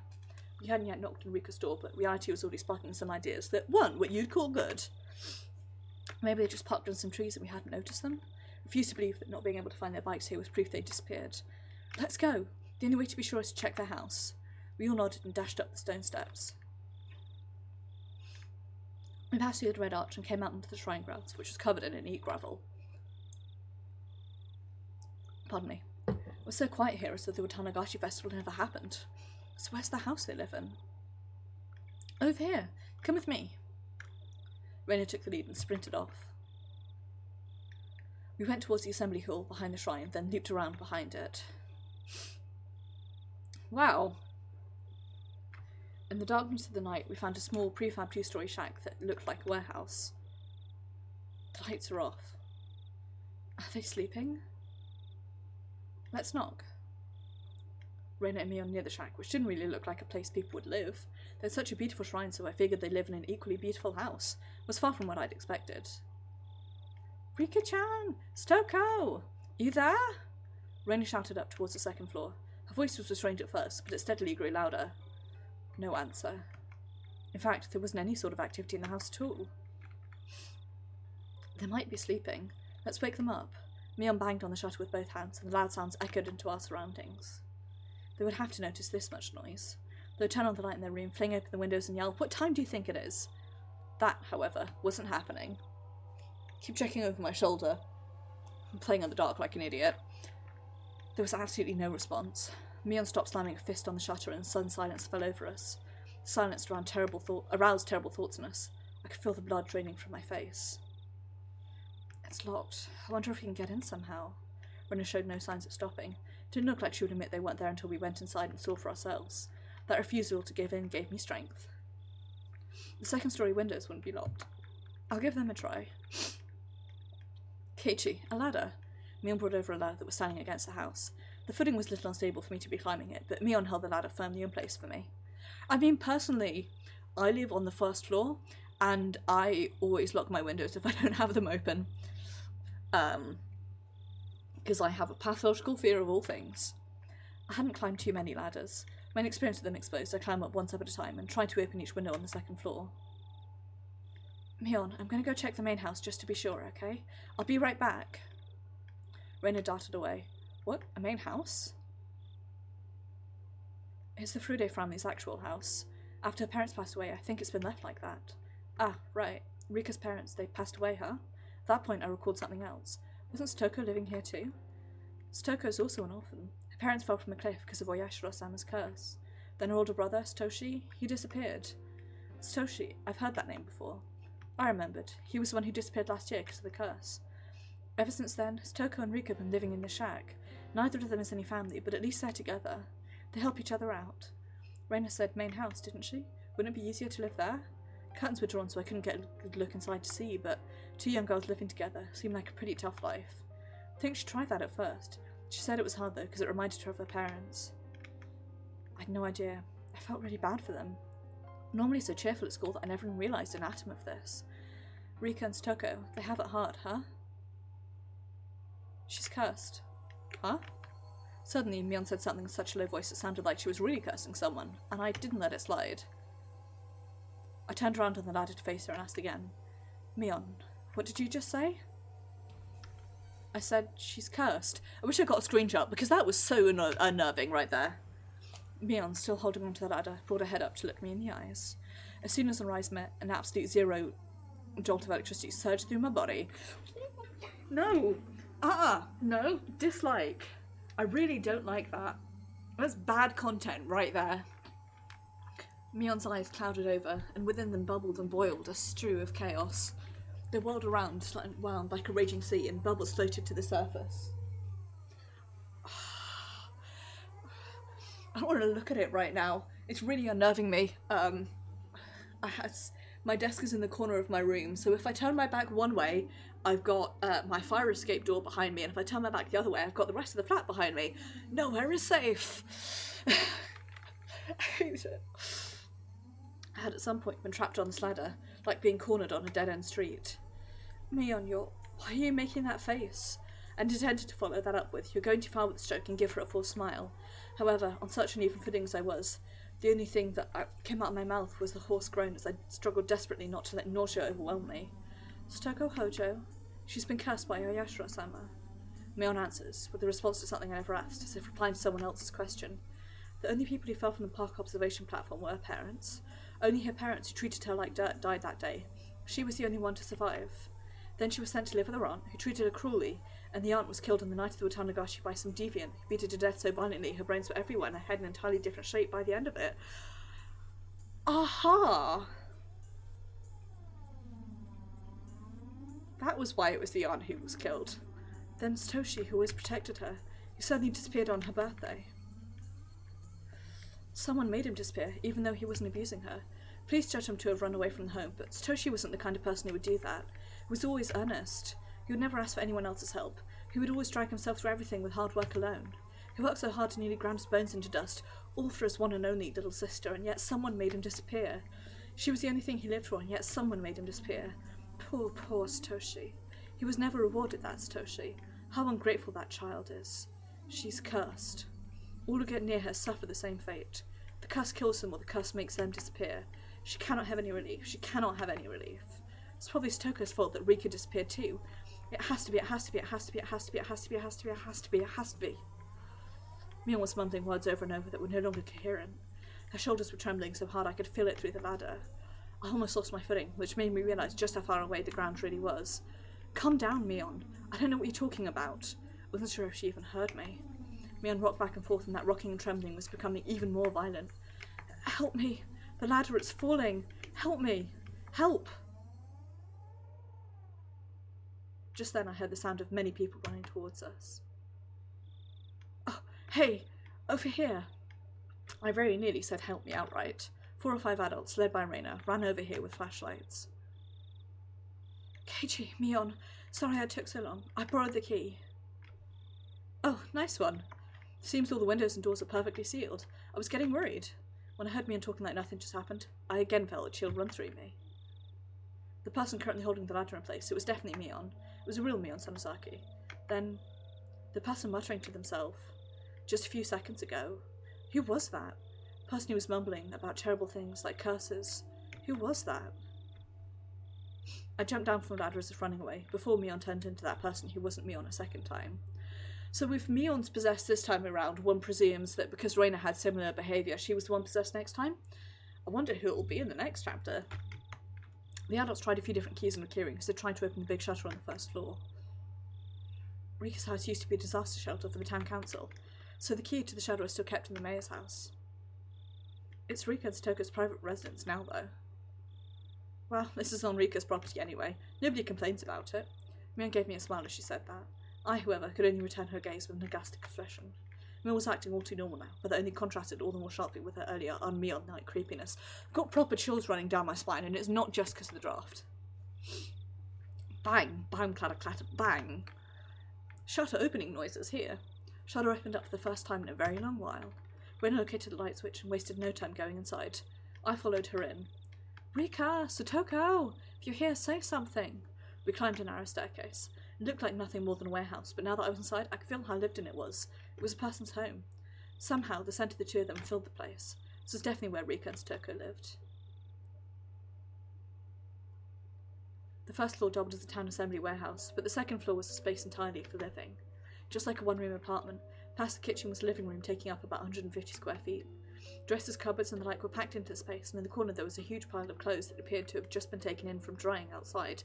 That kitchen's almost as small as mine. On the centre of the room was a fold-up table, and on it were small containers for things like soy sauce and salad dressing. The sense of a frugal lifestyle drifted from all of it. Strange that they weren't here in the middle of the night like this. The adults, climbing the stairs one at a time, began to make a fuss and talk amongst themselves. So? Not here? Yeah, they're not here. This is definitely weird. Village had just been thrown into chaos yesterday because of the mayor's disappearance. Then today, even Rika and Stoko had. Were they out playing somewhere together? Can't be. Bicycles aren't here, though. Where would they have gone so late at night? Have they just not come back yet? Where did they go? Adults put forth various possibilities, and the house immediately devolved into a state of confusion. Eventually, Mion settled them down. I don't want to believe it, but the mayor, Kimiyoshi, disappeared yesterday. We can't say that this is unrelated. The adults' faces paled at Mion's declaration. Maya and Raina's did as well. See, they could have gone nearby for some tea or something, then accidentally fallen asleep. Apparently so. Whoever invited them might not just be able to wake them up at all, too. Let's eliminate that possibility first. Makino, please go around to the houses near the stream. Keitaro, please go look near Ojaka Lake. Okamura, you... Mion promptly gave directions to the villagers. Adults followed them without hesitation, despite her age. We'll remain here and call up anyone we can think of on the phone. Okay, everyone, you have your orders. Got it. The adults were roared in reply and pounded back down the stairs below. Wow, Mion, you're not only chairperson of the school, but Hinamisawa too. No time for jokes. Hey, step aside. This old man is using the phone. Mion grinned proudly, took the receiver and got started. Reina gave Mion a trusting look, considering her dependable for doing all of this. My feelings, though, were a little more complicated, since the leadership seemed to be affirming the Sonozaki family successor impression that Shion and Mr. Oishi had given me. Stop right there, Keiichi made hiccups. None of that matters right now. Most important thing is to make sure that Rika and Satoko are safe. See, couldn't there be a clue hinting at where they might have gone somewhere in this room? Still, though, I wouldn't know what to look for anyway. If we tore the whole place apart and figured out it was different before, we might be able to speculate, but there was nothing strange about the room, and there were no clues in sight. In the first place, I'd never been here before. There was no way for me to know it was different if I didn't know how the room usually looked. Hey, don't give up, Keiichi Maebara. Stop thinking and start looking. For something. In search of something, I tried pulling open the dresser drawers and opened the windows. I didn't uncover anything meaningful, though. Reina, also unable to stand around doing nothing, was looking around the room like I was. Reina, I don't think I'll find Rika by opening the refrigerator or the cabinet under the sink. I just thought they might be hiding. Ow. As we were searching out, it got noisy outside. Villagers were quickly assembling here, having heard the commotion. Of course, a lot of them were probably people Mion had called. I'll go tell everyone what's going on. The police will be here sooner or later, too. We'll need to explain the situation to Oishi. Mion began ascending the stairs and we followed her out to the front of the house. There were already around 10 adults there, and all of them looked uneasy. Suddenly noticed that the old people from the shrine were here as well, and they were playing for Rika's safety, rubbing their prayer beads. This had gotten bad. This wasn't just a problem between friends anymore. Mion, is it true that Rika and Satoko aren't anywhere to be found? The villagers formed a ring around Mion, swarming her. Mion raised her right hand as if silently telling them to calm down. First, let's check every house according to the town council's notification division and see if they're visiting anyone. After all, they could be fast asleep at someone's house and totally unaware that we're looking for them. Definitely be hard for someone to wake up Rika if she'd eaten a good full meal and fallen asleep like a kitten afterwards. Oh, how nice it would be if that were the case. I don't want to think about this, but it's also possible something bad has happened. Mion's face grew remarkably more grim, and a wave of silence washed over the adults. We should divide up the work too. We'll go around to all the places we went last night while looking for the mayor. We'll go look around the damn construction site as best we can. You guys go search around the school. Right, let's get a move on. Come on, let's go. All of you were up all night looking for the mayor. I know you're all low on sleep, but please do your best. Got it. With that as their signal, the adults scattered in every direction. Figured I should scatter somewhere as well, so I started walking unsteadily in a direction no one else had gone in. It was getting farther and farther from people. Didn't feel scared or anything, though. Someone made to disappear. Shion and I should be first. It would have been perfectly normal for me to be scared of the dark. However, I didn't feel that way. Why was that? That's because tonight, someone had already disappeared. So nobody else would disappear tonight. Take some time before I, exhausted as I was, would feel guilt at this cause of my own selfish sense of relief.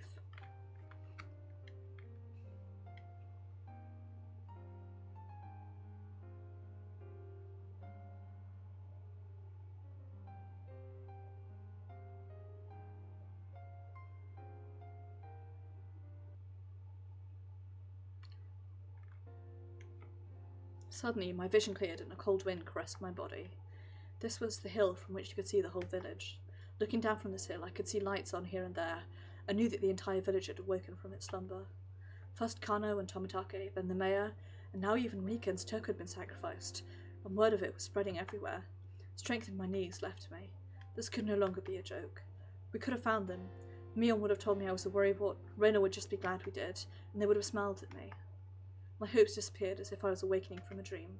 That was what the view I could see was telling me. Following my knees, my arms both bent forward onto the ground, and I clawed at it with my nails. Couldn't figure out if I was feeling sorrow or frustration. Is this my fault? I couldn't endure the burden of my own sin, and I just told Rika about it.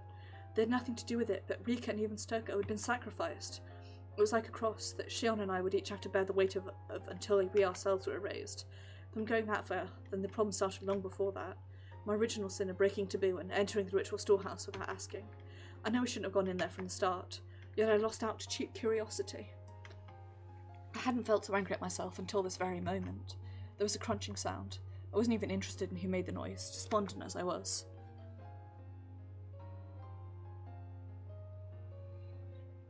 Keiichi? Keiichi, are you okay? It was Reina.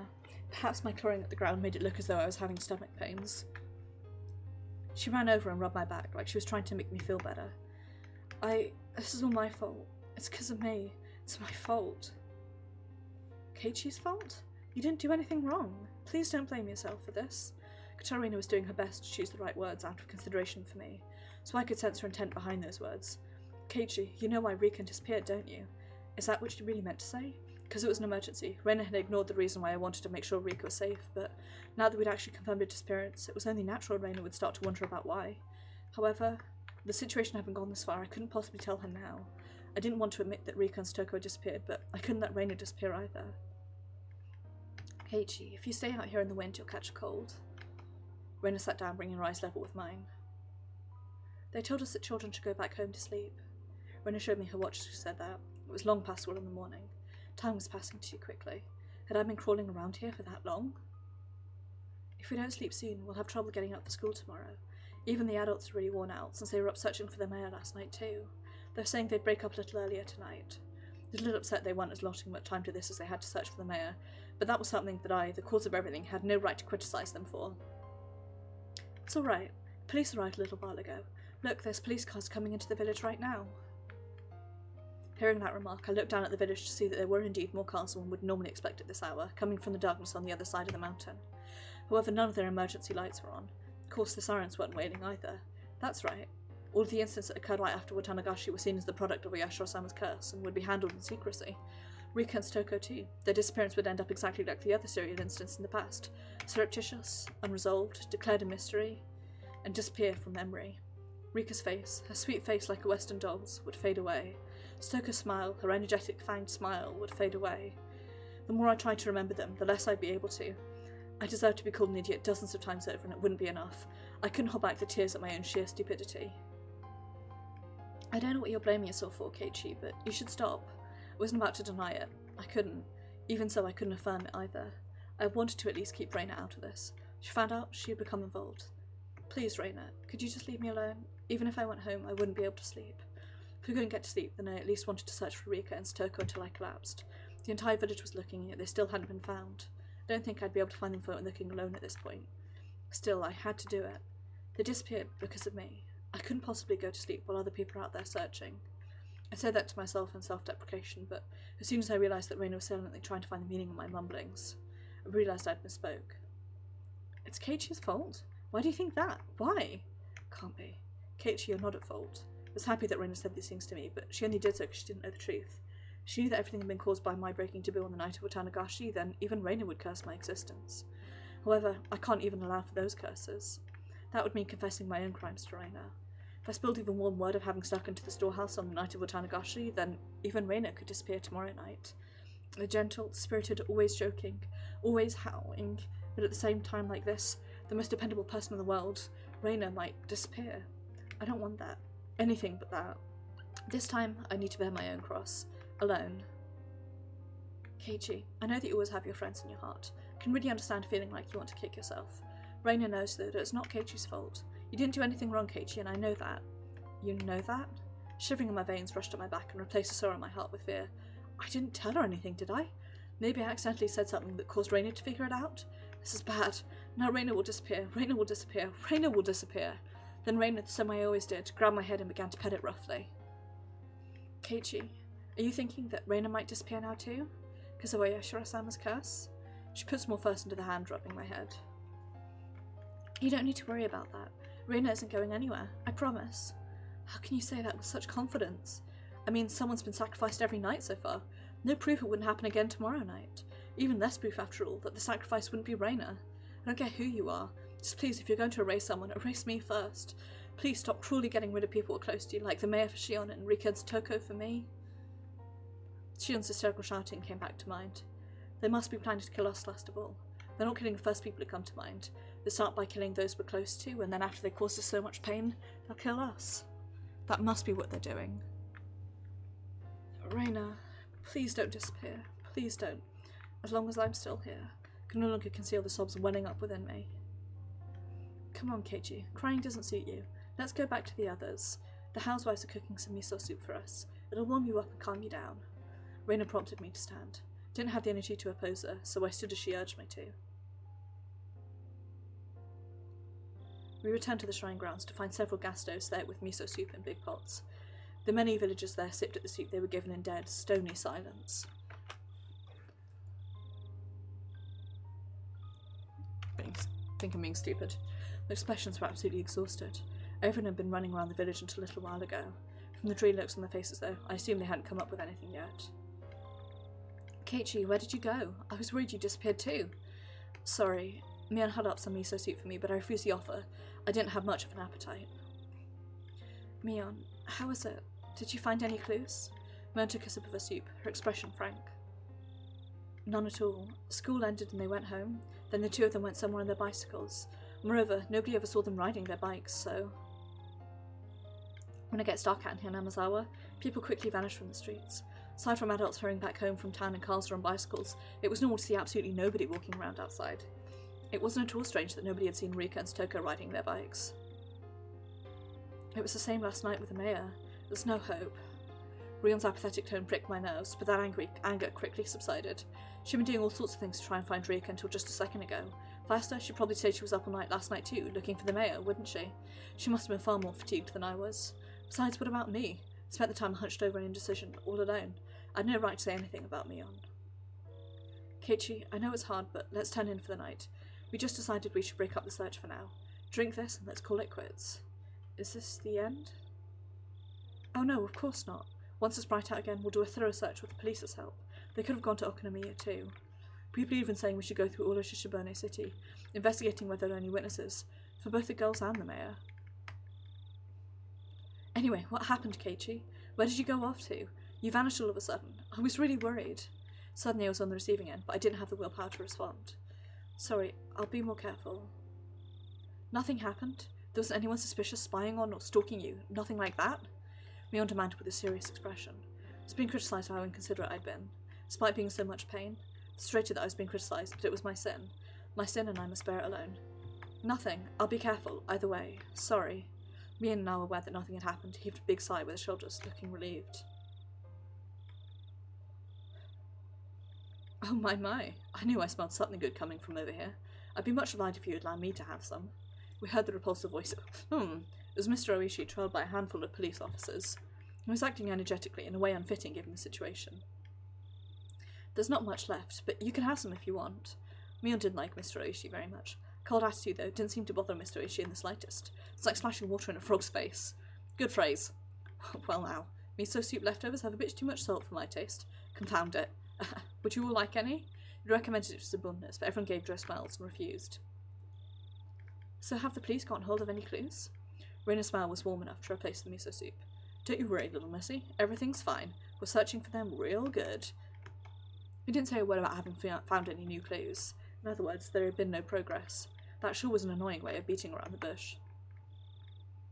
In any case, it really has gotten late. All you youngsters should get on home and get some sleep. It'll be bad for your health otherwise. Yeah. Keiichi, Reina, get some rest. These guys get our tax money. They'll handle it from here for us. We're taxpayers too, you know. Feel like a soba noodle chef eating my own soba. I really wasn't in the mood for laughter. In fact, Mr. Oishi was the only one laughing like an idiot. Okay, seriously, please do your best. Let's go home, Keiichi.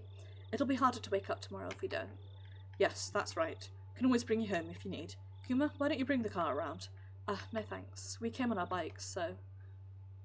No need to worry. We came in a truck. We'll just throw the bikes in the back. We may have gotten pretty sleepy, but we just needed to ride home at this point. I didn't want to bother the police like that. Reina, however, nodded. Okay, if you insist, we'd appreciate it. It's probably safer than if we went back alone. When I thought about it carefully, I realised that Reina's idea was extremely rational. Now that it's decided, let's get a move on, shall we?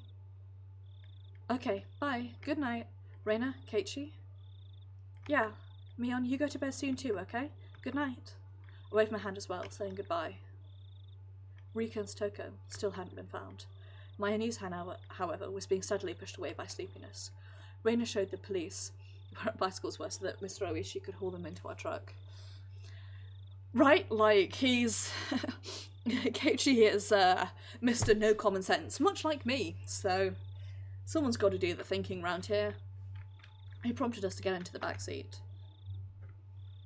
I could hear the springs squeaking as I sat down onto a seat that would normally hurt my butt, but at this point it was very soft and was more than comfortable enough for me to fall asleep on.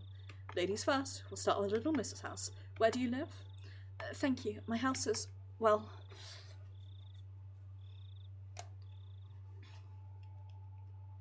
Reina's voice slowly grew distant. Felt myself being sucked into the void of sleep.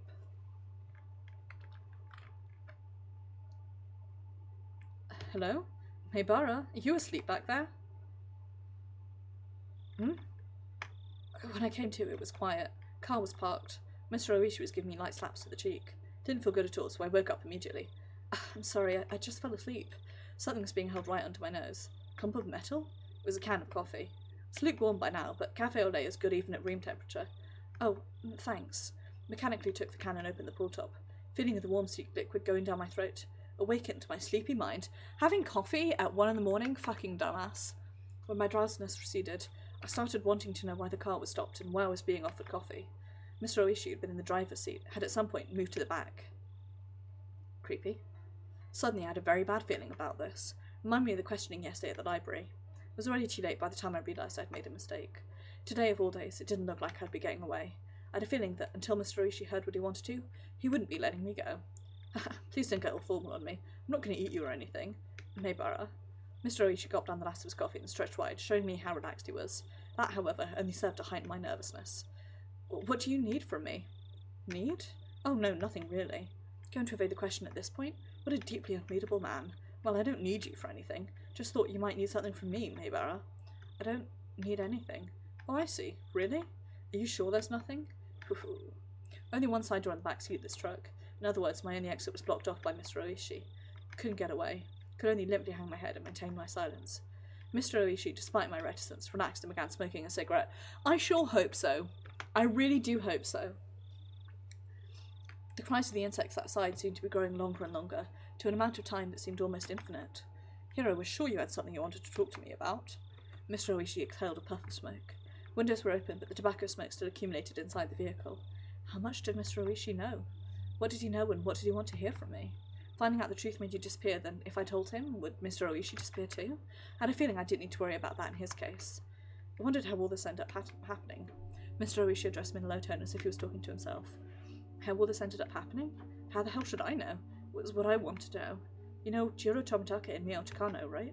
I know you do, because I personally witnessed you with him during the festival, along with Shion Sonozaki. Do you know how Tomitake and Takano are doing right now? They've actually, well, passed away. They met very untimely deaths. Mr. Oishi probably played that card in order to surprise me. However, I already knew and didn't display the extreme reaction he expected. What's this? Did you already know? Fortunately for this question in particular, remaining silent was equivalent to saying yes. So then, did you also know? The reason Tomitake and Takano were cursed like that? People are saying that apparently they went into some forbidden building. Storehouse for ritual implements. Forbidden sheds hiding away Hinamizawa's bloodstained past. Where the mistake that started it all happened. Do you know about the rumours that say the mayor and Rika Furude were cursed because of that too? That would mean it was mine and Shion's fault. He was right. As soon as we revealed what we did. What did they call it? A ritual storehouse? Saying it was bad luck. The lock to it had been replaced by a simpler one, which made it easier for thieves to get inside.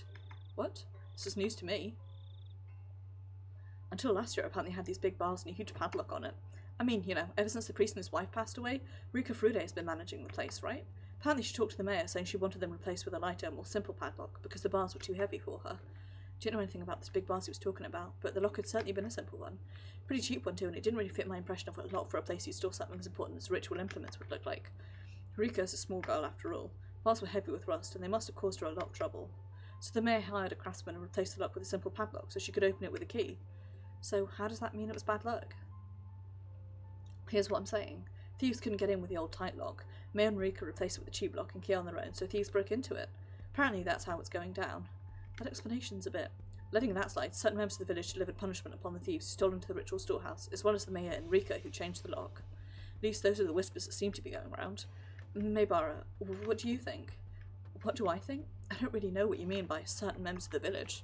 Are you familiar with the three families? Representatives from each of them gave short addresses at the Watanagashi festival's opening ceremony. I didn't see them. I came partway through the festival, so I don't really... Three families are the oldest families in Hinazawa. To give actual names, the Kimiyoshi family, the Sonozaki family, and the Furude family. They each have quite the lineage, it seems. Long ago it said that everything in the village was decided by a council of the three families. Kimiyoshi family, Old Man Kimiyoshi, meaning the mayor's family. Sonozaki family was Mion's, so the Furude family was Rika's then? After the war, the Sonozaki family quickly expanded their influence. Practically speaking, after leading the fight against the construction during the dam conflict, they jumped to the top of the hierarchy in Hinazawa. You see, though in accordance with the old ways, they still decide important village matters only after consulting with the three families. So other leaders of the three families each have their own address at the start of Watanagashi. In other words, the mayor, the old lady currently in charge of the Sonozaki family, and the last remaining member of the Furude family, Rika. I heard the Sonozaki family was pretty high up there, so Rika's family was just as old? Well, as you're aware, she has no relatives at all. Reality, the Furude holds pretty much no influence. Seems like people gravitate towards Rika on a personal level, and hear that many of the village's elderly have blind faith in her. I can get behind that. Certainly true that Rika had an odd sort of charisma amongst the elderly. What are you telling me about all this three family stuff for? Mr. Oishi paused for emphasis, lighting another cigarette. It's poor lungs. Explained a lot, but I suppose it's still not enough.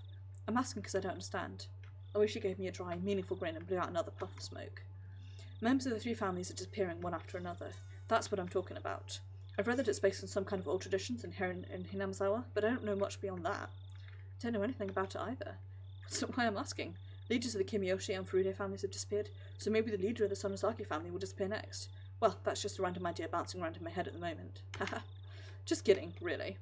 The leader of the Sonozaki family? Who is it? Current leader is the old lady at the main house, but it wouldn't be incorrect to say that practically all the rights of leadership have been transferred to her granddaughter, Mion. Visage and Mion giving prompt directions to the adults while searching for Rika sprung back to mind. Mion? She's gonna disappear? I hadn't even thought of that possibility. All my hair stood on end. That's insane. Nobody wants that, right? Of course not. We can't allow that. Clamp. Mr. Oishi grabbed my shoulders with both hands. Then help us, Maebara. If there's anything you've noticed about Mion Sonozaki lately, please tell me. Was going along with him? By the time I'd realised it was too late. Mr. Oishi brought his face in closer, almost close enough to ram into me, waiting for my next words. Pressure. Can't tear my eyes away from his. The moment I heard a beeping sound. It was from the driver's seat. He ignored it at first, but then it started bothering him, so he finally let go of me and leaned into the driver's seat. Hello? Yep, loud and clear. Saved. Of course, it's not like I could escape through this opening. I see. Yes, all right. Let's head back then. Yes. Okay. Apparently he was being recalled. Now that I knew I'd be freed, the tension on my body dissipated all at once. Looks like I need to get going. We were just getting to the good part too. That's too bad. Mr. Oishi flung open the door, exited and walked round to the front to the driver's seat. He left the door open. Did that mean I could leave? You really care about your friends, Maebara. An admirable trait for a kid to have in this day and age. Totally understand that it feels like you'd be betraying them if you told the police anything. Maebara, it's the middle of the night, so get a good night's sleep and then think about it. Just a little bit of courage for you might end up being what saves many of your friends in the end. Did you want to say that the sacrifices wouldn't stop with Rika and Toko? You know this already, but every single night since Watanagashi, something has happened. In the past, the curse only occurred once per year, but this time it's been going on for days. What a prosperous year this has been. I don't think you can call that prosperous. Night before last night, now today. There's no proof that something won't happen tomorrow night as well. It's our job to prevent such things before they happen, but for that we need your cooperation, Maebara. I looked out the open door to see none other than my own house right in front of me. Creeped me out that he knew my name and address, but I was too sleepy right now. Too sleepy to care. Well, you're probably tired. It's already 3 in the morning. Please, get yourself a good rest. Yes, sir. I'll be going now. I was about to get out of the truck as if to deliver a parting blow. Mr. Oishi said in a raised voice, "Be coming by every day until you feel like talking, right? I don't believe forcing you to confess in an interrogation room is really in fashion these days." Couldn't say anything in response, but me slamming the door shut probably served the same purpose. After lightly beeping the horn, Mr. Oishi's truck drove off. Went to the front door without waving goodbye. Door was locked, but the chain wasn't up. I unlocked the door and entered. Then walked over to the staircase. That was where I lost consciousness.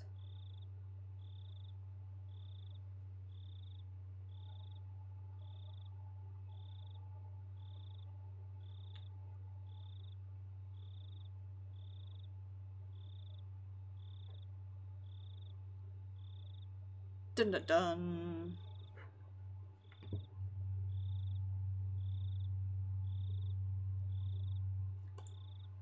Woof. That was an intense chapter. Right, let's read these notes and then I'm going to quit because my voice really hurts. The Sonozaki family. The one to drastically expand its influence after the war was the Sonozaki family. Leader at the time was Oryu Sonozaki, who still has that seat today. Oryu Sonozaki has grown old, and today you can only catch a glimpse of who she was at the time. From what I've been told, however, she was a leader extolled as the best in history. Having become so old, aside from going out a few times a week for lessons, she spends her time at home in solitude, and seems to leave most of the ceremonial affairs to her heir, Mion. There's different views on why the successor was not her daughter, but a granddaughter Mion, but it's rumored that it has to do with the disownment of a daughter and son-in-law. The uninhibited granddaughter, Mion Sonozaki, still shows no signs of the dignity required of the next leader. However, she does have Sonozaki blood in her veins and is permitted the name of Demon. She still doubtlessly requires caution, and is probably hiding her fangs and claws, as skillfully as leaders of the past did. Of course, I am really enjoying this. Even though it really freaked me out, that was a really good chapter. Even though, as you can probably tell by the end, my voice was absolutely dying.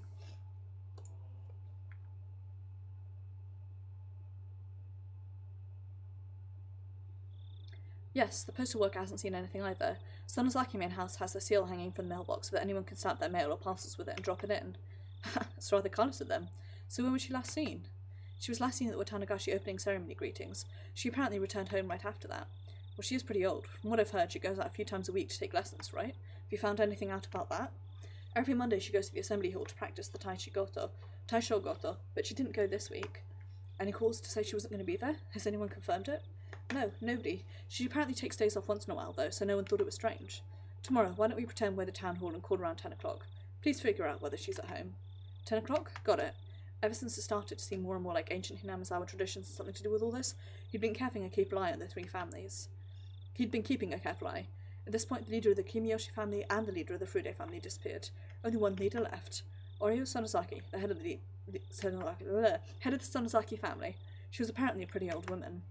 Her dignity hasn't waned, but she still only appeared before people really, so it was difficult to confirm where she was at any given time. She, the last leader, hadn't been seen since the day at the Watanagashi. Was she still alive and well within the Sonozaki main house? Or had she... According to Mion, she'd fallen ill and was sleeping off. Wonder if she's really sleeping. I'd like to take a look at her face and her pulse. Can say that again. Two of them breathed a big puff of cigarette smoke. Mr. Oishi, about the search warrants for the Sonozaki main house and the Fude shrine. Do you think we'll get them?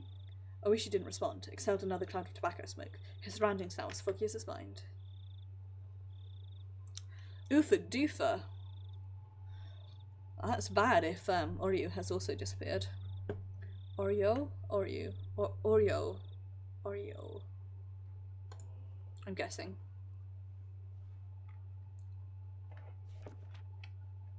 The hidden demon. Inhabitants of Hinamizawa believe that the blood of demons flows in their blood. Can't speak anymore. As such, the character for demon Oni is treated as very sacred. For example, usage of the character Oni in names is apparently a right reserved for only the leaders of the Kimiyoshi and Sonozaki families. Case in point, we can see it in the current Sonozaki family's leader's name, Oryo, is written with the character... I don't know that character at all. This and only this is proof that she's a legitimate leader of the Sonozaki family. In the same way, Mion Sonozaki, its successor, contains that in her name, with Mi being written as that. It also goes for Oryo's daughter and Mion's mother, Akane, who did not succeed her. It's known that before the disowning, Akane's name was written as that, though it was changed afterwards to that, still read as Akane. Incidentally, it's thought that the first character of the Mayor Kichiro's name, that also meant demon, which can also be read as Ki. Should be said that the names using the character aren't limited to any successors of the Sonozaki family. You can even find it in the last names of the three families. For example, the characters for Kimiyoshi, are likely a split-up version of that character. If you write it in reverse from top to bottom, as Dudu, clearly resembles the character Dudu. As for the Furude family, who have been in the Shinto priesthood for generations, the word for fortune teller can be written without interval characters as that. I think that with the addition of a demon's horn, the tick on top of the character that becomes this that is used in their name now. In the case of the Sonozaki family, where Sonozaki is written this, that, I can't find any reference to the character Bu, perhaps because it's already ingrained into their names. Yeah. I used to when I was younger.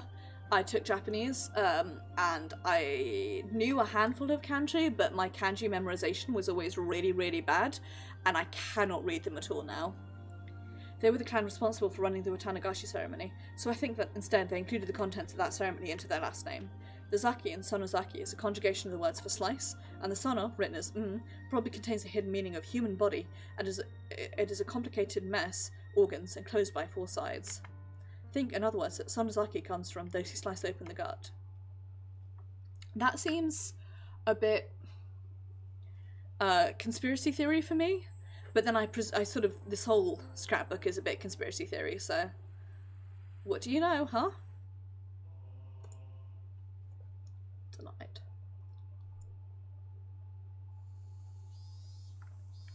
I'm back. How did it go? Did you find any clues?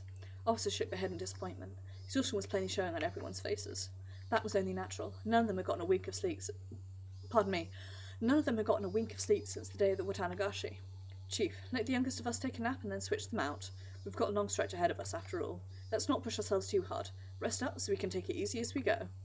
I've been telling them to sleep in shifts. Nobody actually seems willing to sleep, though. Could you tell them yourself, Mr. Oishi? Oh my, you don't need to force yourselves. Komiyama. Please, let everyone sleep in shifts, starting with the youngest. Komiyama, please do that. After the chief told him as well, Komiyama left his seat. So, Chief, still no good in our request? It's just a rumour among the villagers in the first place, you know?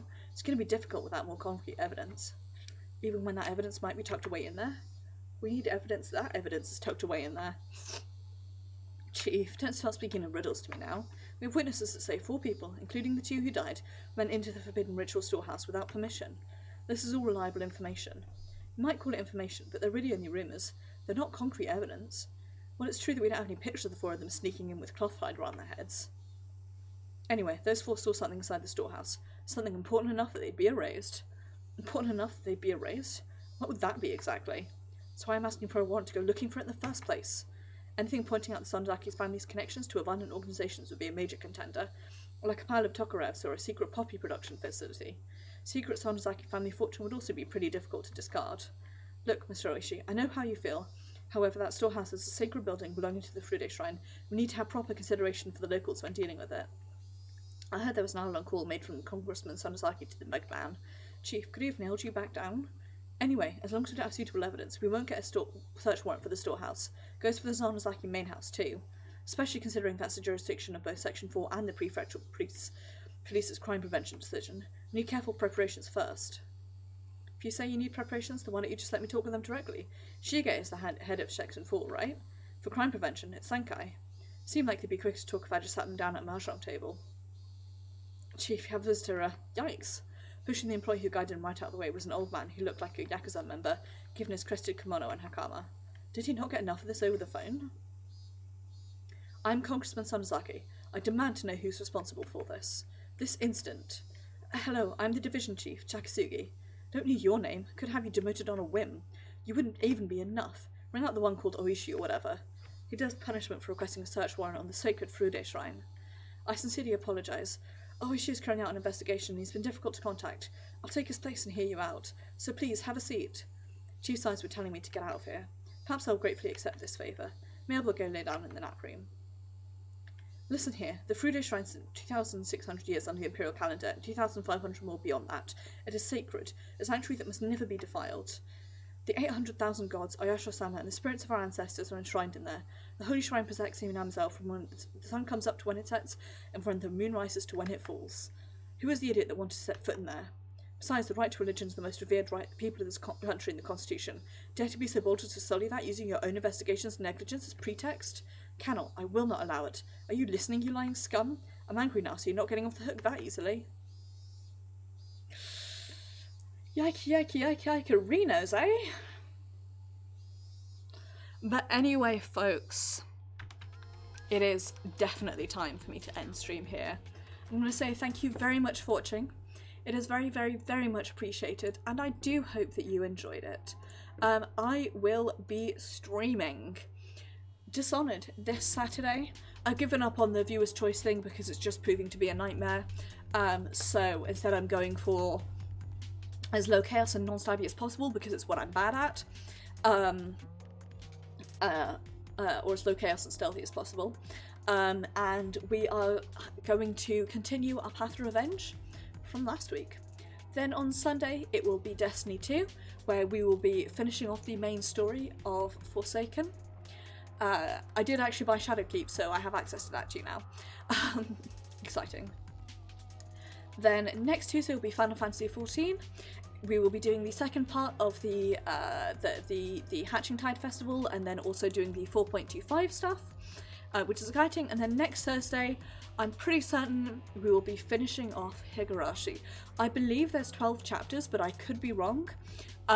So I'm going to start at my normal time, and if we keep going, we keep going. It's actually Good Friday next week, so I don't have to wake up early for work, so we can keep going until we finish it.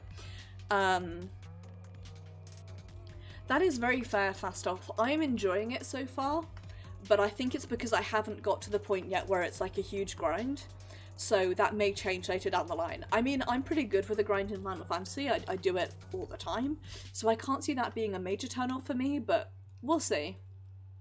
We shall see. Yeah, I don't know anything about Shadowkeep. It's a complete mystery to me, so. But I am gonna end stream here because my voice really hurts. So I'm gonna say thank you very much for watching. It is very, very, very much appreciated, and I do hope that you enjoyed. Have a wonderful evening, everybody. Take care of yourself, take care of each other. If you have a pet, please give them a cuddle for me. That much I do know about, fast off. That much I do know about. And yeah, this is very fair. That's pretty much all I know about it too, is that it's that the moon's haunted, which is intriguing. Yeah, I've definitely got to end stream now. My voice really hurts. So take care, everybody. Good night, and I will see you guys on Saturday.